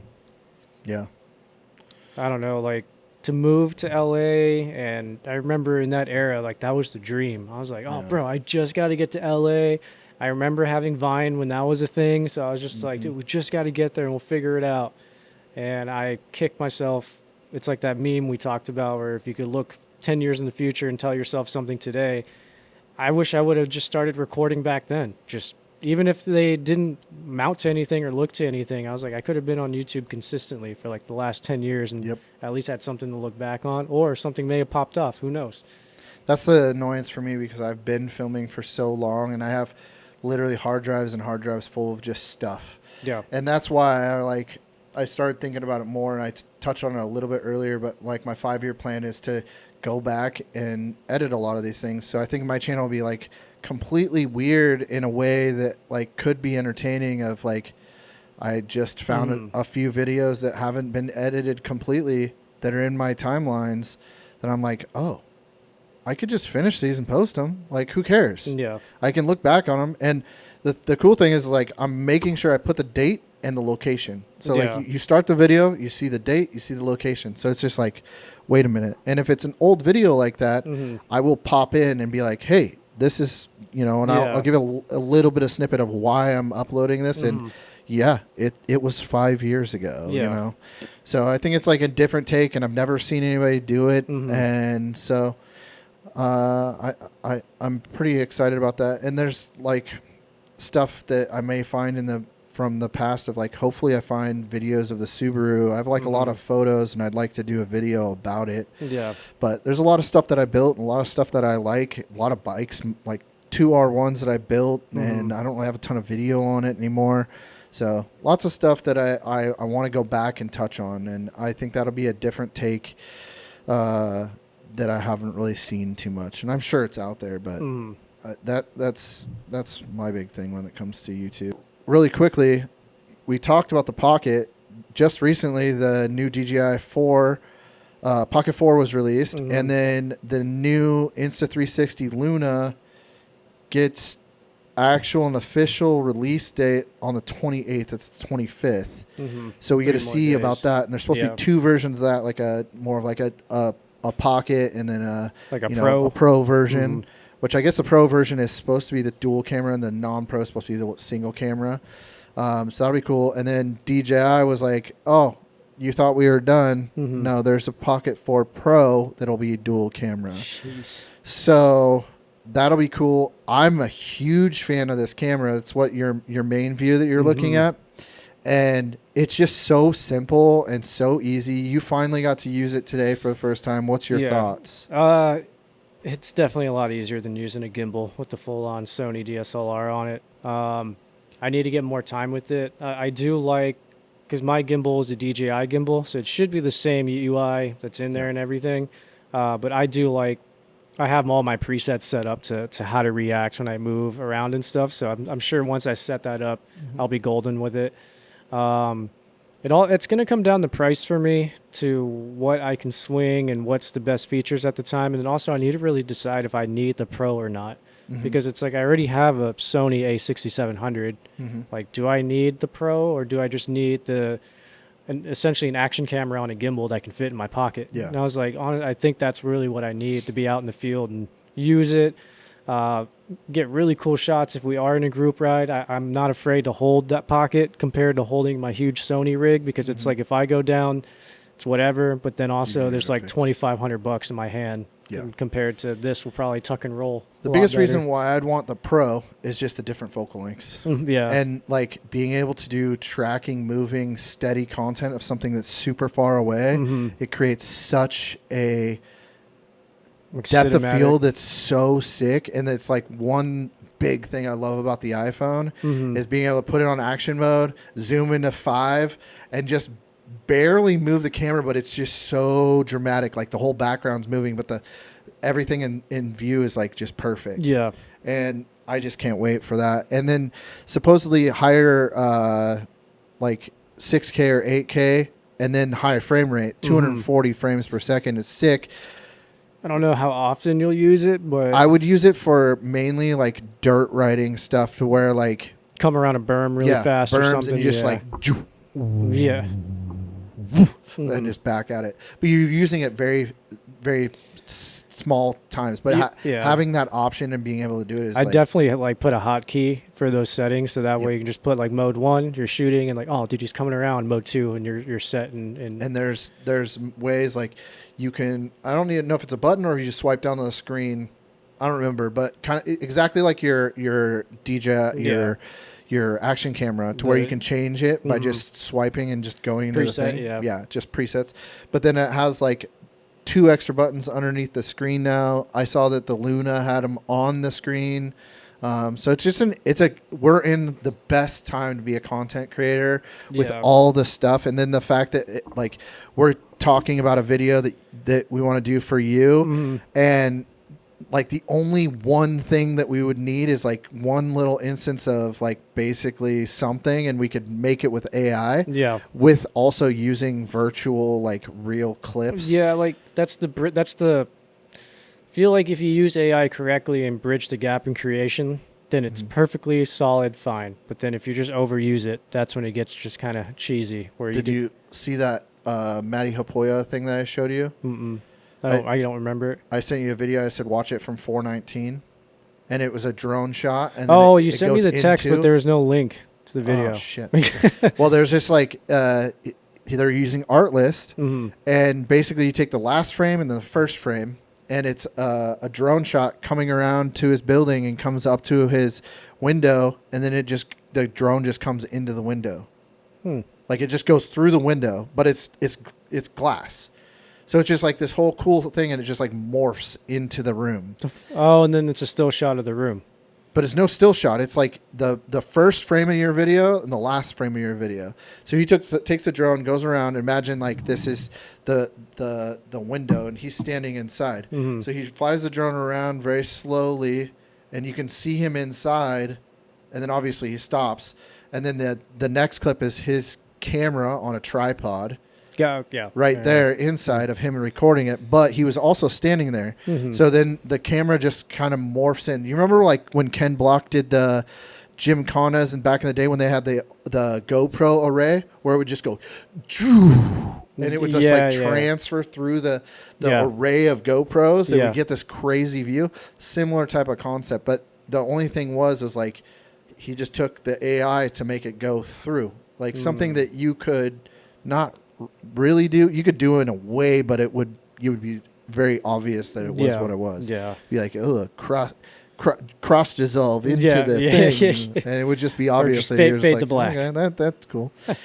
But yeah, just having things like that would be really cool, where like our idea of taking what we're going to do and then just going from one frame to then like the practical shot and then inserting the things on it. Like we can't give it away. We'll hopefully do it at some point in time. Yeah, but it's gonna definitely gonna take some production time on that. Yeah.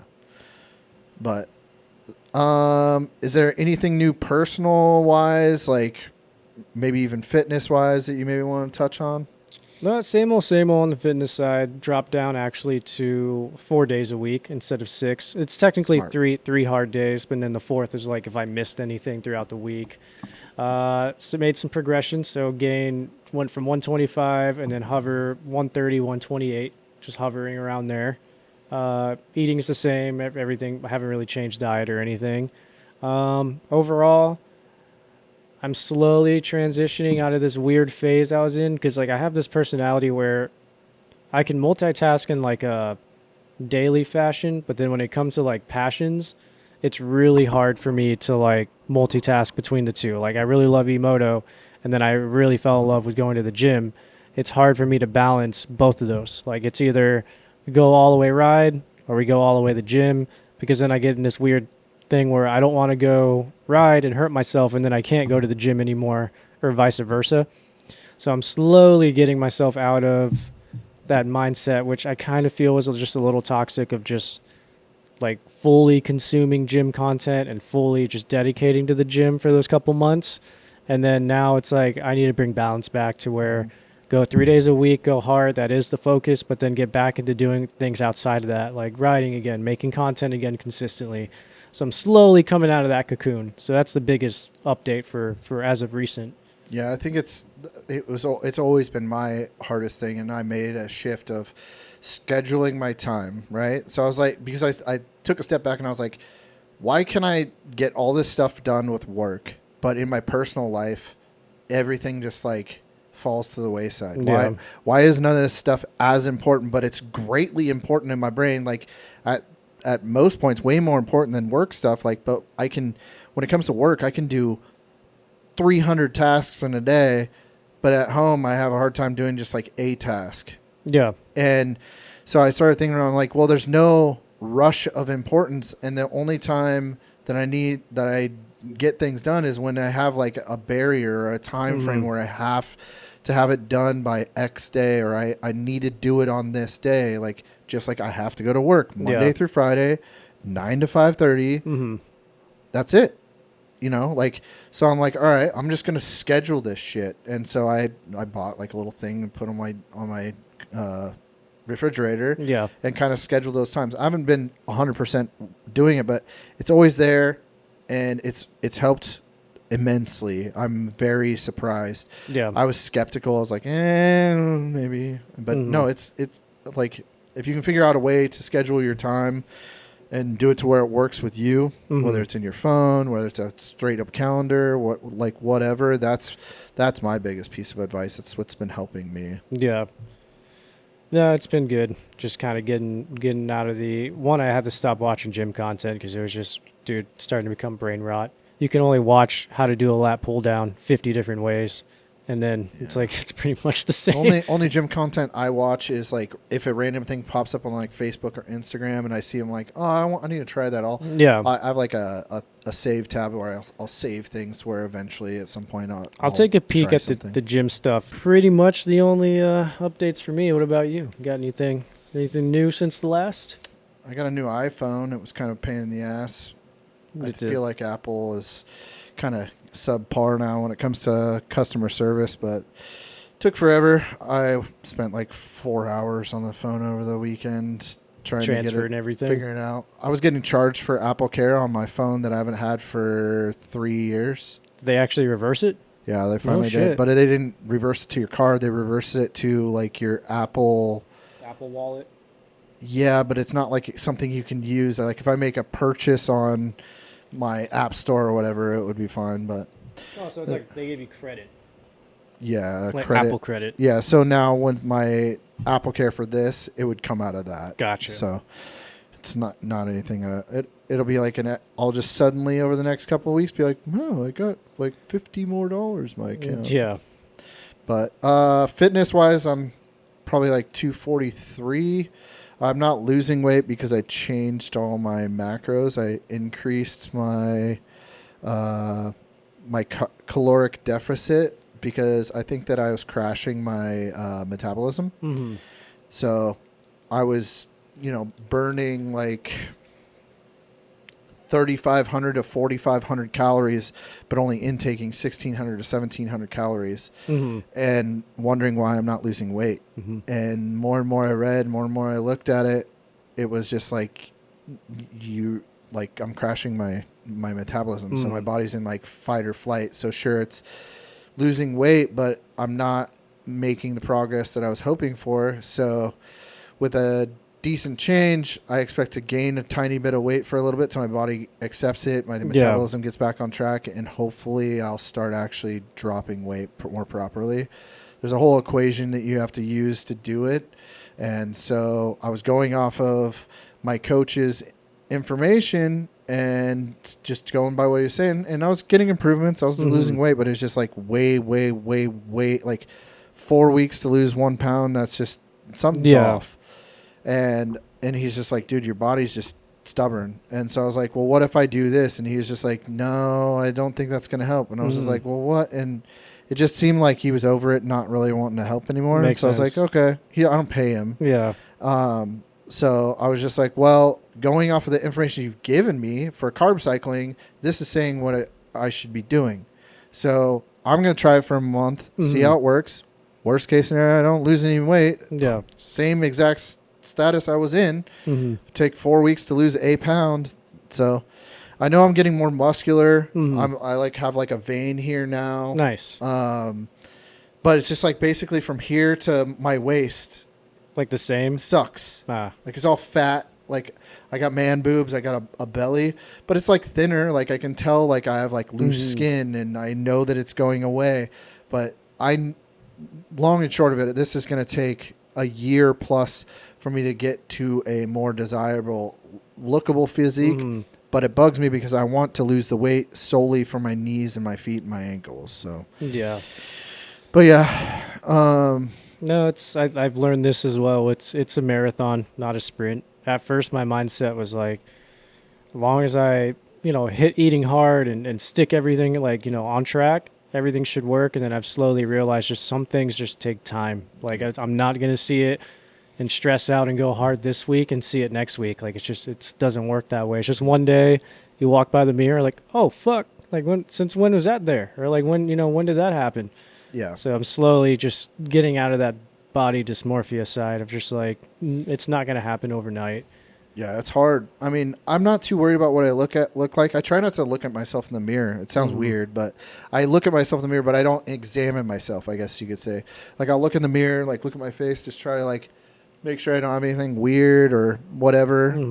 But I don't ever like some people will like flex in the mirror and they like kind of like look and see what their changes are. I just like, if I'm looking in the mirror, I'm just like looking at something and I go on to my day, or I acknowledge that I'm there. I've slowly become like the mirror guy. Like I don't do it at the gym. So like once I get home and I'm all pumped, if it was like chest day, like I'll just sit there and just like stare and just flex, because like then I can actually physically see it, and it's more like rewarding, because I'm like, okay, all that stress and hard work actually is paying off.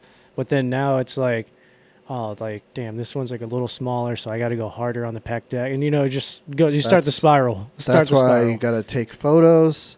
You got to do that Zeus fit thing, because if you're looking at yourself constantly, you're not going to notice a difference. Yeah. You will at some points, but more than likely, if you stop like doing that in general, not that you have to, but if you stop doing that, you do that less frequently, you'll start noticing the difference way more. Yeah. Because if you're just looking at the same thing every single day, you don't notice the difference. Yeah. But if you look at it like every other week or every week, and that was the thing with like this Zozo Fit thing, like I try not to do it too frequently, because I get discouraged when it's like, oh, I did it last week and I did it this week and there's barely any difference. Or maybe there's a gain in like an area where I don't want a gain. That's the app. Right? Yeah. Where it scans. Yeah. And then I've tried to take some photos and videos. I used to be really smart about it, and I would literally like every week take photos and videos back in the day. So I could look, because when I get discouraged, I'm like, okay, I'm going to look 2 months back and see where I am versus now. And then I'm like, oh, dramatic difference. Yeah, just okay, keep I feel going. better. I know. Like it's definitely a nice thing to have. But beyond that, when I weird thing, but when I go and walk, I walk every day in the morning and then sometimes in the evening. And the thing I run into is people, for the most part, are really happy. Like this morning was weird because I was out and there's so many more people. I'm telling you, dude, like something's going on today here. I don't know what it is. It's mad Secret Service around. I will walk, and then occasionally there will be people on bicycles that will be riding, and like I don't hear them because I have my headphones in, and they come up behind me, and I'm just like, what the fuck? And I'm on the sidewalk, and there's clearly a bicycle lane, and they don't say excuse me, they don't say anything. They just jump scare you, and then you're like, bro, there's you're on the sidewalk. Yeah. I've had an old man get frustrated with me because he's riding his bike on the sidewalk, and I'm walking on the sidewalk. I was just like walking. Probably doing this. Just a little bit of stick drift. I don't know, but then he like comes up and he's just like, and I was like, you should be on the bike lane. And he's like, I don't need to be in the bike lane. I'm like, well, you're on a bike, right? Yeah. And he's like, yeah. And I was like, you should be in the bike lane. But whatever, do whatever you need to be doing. And he's like, I'm just too scared to ride in the bike lane. I was like, then why are you on a weird thing fucking to tell bike? But yeah, I mean, other than that, like personally, things are good because I've been focusing a lot on all this other extracurricular stuff with YouTube and content and stuff like that. I'm very hyped. Like, I don't know about you, but if you look at old content of yourself, do you ever like really get hyped about it? No. Really? No. I don't watch my old content. Weird. For me, it's I get hyped when I push export, and then the high's gone, and it's on to the next. So like it's weird. I must be different because like I look back at some old videos on my Soda Films page to kind of like see what my flow was, to see if it's any different now with the stuff that I'm about to release, and I don't know, it like encouraged me to keep going. Like I felt good about this, and I didn't look at a single comment. I didn't look at likes, none of that. None of that shit really I care about. The only time I care about comments is like the more I get, the better. Because now I'm getting in this, so I try and keep people talking, whether they're pissed off or happy or whatever. And so, yeah, I'm just really hyped about the next steps and just moving forward and all these things that I haven't talked about with them, but with you. So I'm just really hyped about all that. I'm excited for you, dude. It's been a while since you've been in the saddle, like for consistent. And then now that you have a plan and everything and just getting back on the horse, I feel like you were saying, getting inspired and getting like just ready and motivated. I feel like it's probably at level 100 now, and I feel like once you upload consistently, like your first 5, like you're probably gonna be at level 200. Like the train can't stop at this point, kind of thing. Yeah. But also on just a personal side, just now taking time for yourself, like just doing your own content, doing your own stuff, and essentially YouTube is a place where you can do whatever you want to do. Yeah. And just build whatever you want to build. So I'm just happy that you can finally just do that, have the time to play with it. Yeah. If you could collaborate with one creator or just anybody, not even a creator, who would it be? Like, or who's one of them? Not just so just one. Like, if you were to be like, I want to collaborate with this person. Sarah Safari. Oh, really? Yeah, That's funny. It's funny that you actually watch her. Yeah. I like, that's the weird thing where, well, one, the reasoning, I want to ride e-bikes with her, and that's pretty much it. But She doesn't like motorcycles. Well, the good thing it's not a motorcycle. It's an e-bike. It's funny because I have that same thought behind it, because I've been watching her since Brad put her on, and I've been watching Brad since, I don't even know, since probably the beginning. Yeah. So I've been watching, and I'm referring to Bradley Martin, but I've never been really a gym bro, but I've started thinking about it on my walks. I'm like, bro, I've been going to the gym a lot most of my life. Yeah. There's been always like a really good period of time where it's like 2 months, 3 months, 6 months of time where it's like that I want to go to the gym. I don't like going to the gym. I do it because I want the results of feeling better and just like being stronger. The aesthetic part of it is nice, but I kind of lost that want of being buff. Like, it'd be cool, but I think, well, one, I think the healthiest mindset about it is just to be healthy. And if that means you get buff in a year, sick. If that means you get buff in 2 years, sick. Like, just having that mental note of like, I'm doing this for the long game and not the short game. And, you know, when you go to the gym and I don't know. I mean, they say every gym, about 50% of people are on the juice. And I don't really see it. Like, I mean, yeah, there's like some big guys there or whatever, but it's more of, at the end of the day, your goals should be just long-term, not like short-term.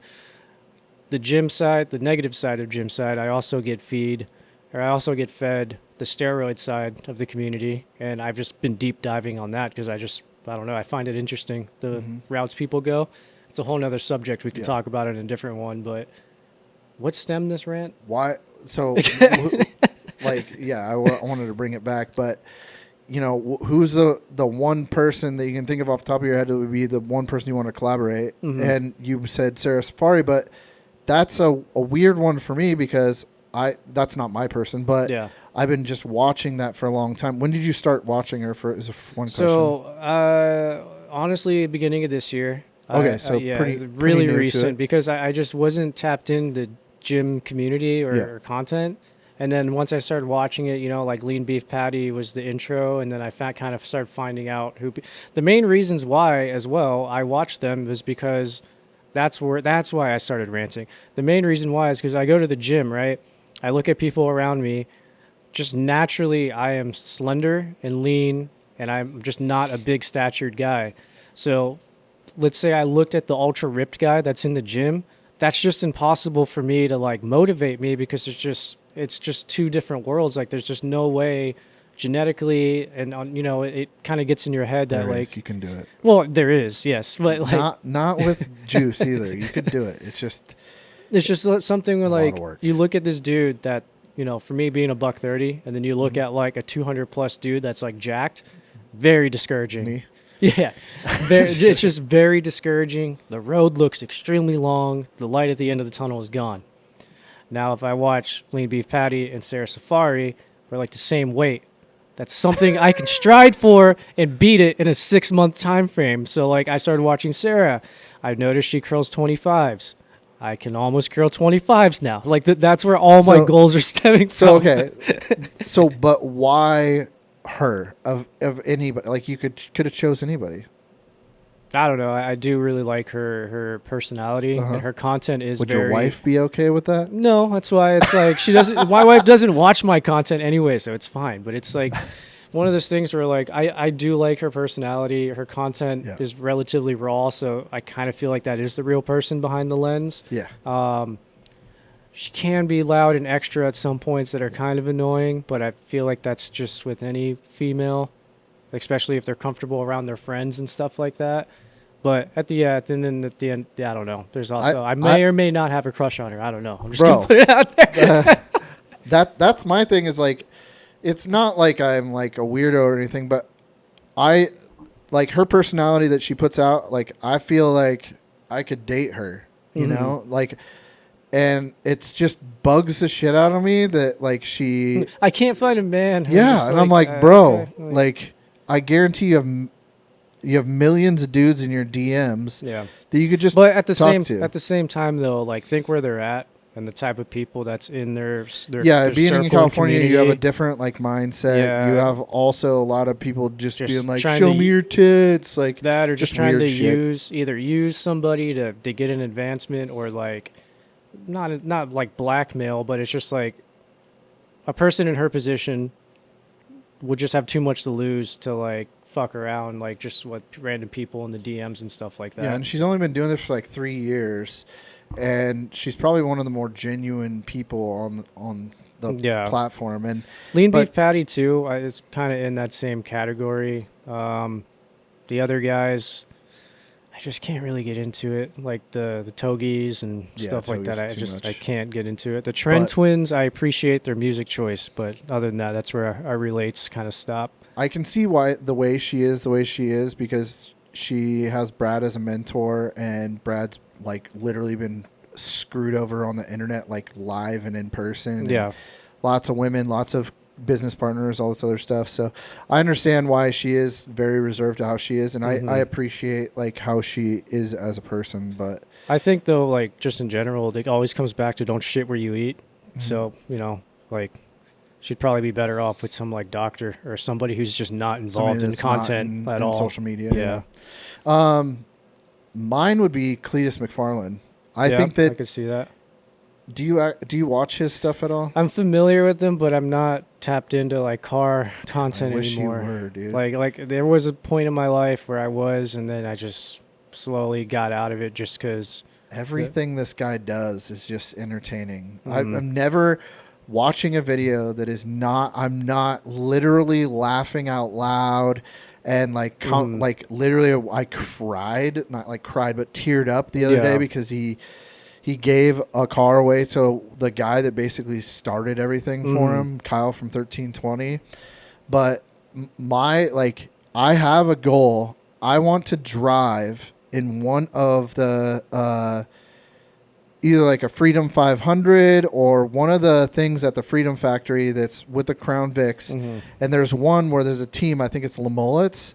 And I was hoping you were into it because I was like, dude, me, you, Lamullets, let's go do this. Is that the like junkyard 24-hour race thing or no? Oh, what is it? It's they race Crown Vics at the Freedom Factory, and so there's like there's one race where halfway through the race, they've done a bunch of them. Recently, they just did the Freedom 500. Okay, but yeah, I want to go for a ride in the Blackwing that he just built. He took like a brand new CTS 5V and turned it into. He used to have he still has a car called Neighbor, which was a Crown Vic with 900 horsepower. It's a drift car. But you can't really put people in the back because it's not what it was. He didn't have it set up for that. So he wanted to build something that you could put 4 people in it. Actually, technically 5 people in it, and he can just drift and go wild. It was in the Seaboys. Yeah, I do remember. Yeah, okay, yeah. So I want to be like he was giving away rides at the thing. Like so, one goal is to be a part of one of the Crown Vic races, and I don't care if I get to actually be involved with a video of him. He's like seems like one of the nicest people in the industry of YouTube. Like there's nobody that has anything bad to say about him that has ever met him, and just like be involved in some sort of video with him would be one goal in YouTube life. Yeah, and just I want to drive one of those races like so bad. It's just a circle track, and you do like 100 laps or 50 laps or 90 laps. I think it'd be just rad. And then side note, I want to be involved with something with the Sea Boys somehow, some way. Yeah. Like whether it's like through Emoto or what, but yeah. Yeah, I think like both of our picks were, I don't know, like for me it's like, I guess you could work with any other like big YouTuber that I could think of like eventually down the line, but then I feel like my collab video would just be like an experience that like I would really want to do, and then same thing for you. It's just like a really big experience. I don't know.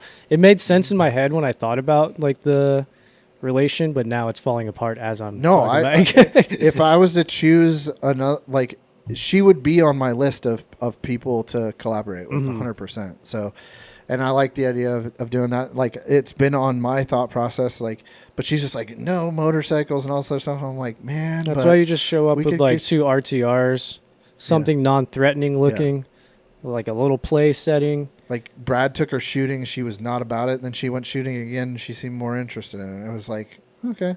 I think she's just very stubborn type of person that would, I think it would be really cool to get her on something that was like not fast, really slow, lightweight, really calm. Like not a track, but a route setup where you can really enjoy. That's beginner friendly. A little bit of city surfing, a little bit of off road, but nothing crazy. A little bit of sightseeing. Like really package the entire experience really nicely. And I think it'll change not only her, but like everyone's mind on e-bikes. Yep. Because everyone online just sees wheelie boys or Yeah. But yeah, that's I mean, this podcast was cool. We finally have a name. I'm really happy about it. Like the quick little thing that I thought about was we both live our life like on the throttle in a sense. Like we're always, have stuff to do with motorcycles, cars, stuff like that. And we need a time to be off the throttle. And this is kind of that. Like a time for us to just be off the throttle, talk about things, talk about stuff to do with throttles. So it's just like, I didn't want it to have a name that was focused on one niche, right? Yeah. Like it's so easy to do that, but then like, why are they talking about computers or Sarah Safari or whatever? Like off the throttle, technically we should kind of be just stuff to do with throttle, but like the mindset behind it is, for me anyways, is to just stop, enjoy the time, and talk about life. Yep. So I don't know what your take is on it, because I gave you a whole bunch of names, what your thought process was, and that was like probably top 3 of mine. Yeah, it was like definitely top 3. It made the most sense, and then also like you're saying, we're constantly on the gas, just every day with just work, personal life, everything else. So it makes sense, and our conversations will literally. Any direction you can think of, that's how we normally talk anyway. Yep. So it just makes more sense. One day it'll be about the moon, and then next will be about literally the stuff they're putting in the water, making frogs gay. Yeah. Well, I know you got to get going. I appreciate you guys for watching. Both of our channels are part of this, so just like, subscribe to each one of us. Show us some support. Show us some support. We love doing these things. Oh, a little plug for Vincent. First of all, I created a logo for him. This is he's going to come up with a couple designs and styles, whatnot. We're going to get him a website going so you guys can be able to do that. He's also got 3 shirts, so Emoto people. We'll touch on this when it's like actually a thing, but just kind of a quick little thing is you got some shirt designs you're coming up with. Shirt designs. We got stickers, jet tags, just some basic general merch. I know it's been a while. It's been a long time coming. The only reason I haven't done it because I never had a logo, and I just didn't want to pay somebody to get it made right away. You had a logo. It just wasn't your new one. Yeah, we won't talk about it. You had the Hans Emoto one. Oh, true. Yeah. Well, that's what I'm talking about. Yeah. So, it's been a long time coming. Definitely appreciate all the help from you to get me all set up. But we got to get the website up and running. Not only for merch, that's where I want to host the giveaways too. So the Action Cam giveaway on my channel is still a thing. I haven't forgotten. I don't like setting it up like, comment, subscribe, and then screenshot. It's just, 1, it's too many steps, and then 2, it's just, I feel like it's not a fair way for everybody to be involved. Like, it's just, I want full transparency as well. So we're gonna do a website, get a giveaway section going on that. 10K subs. We're still on track to give away a bike. I don't know what bike or what it is, but once we get to 10K, that's the plan.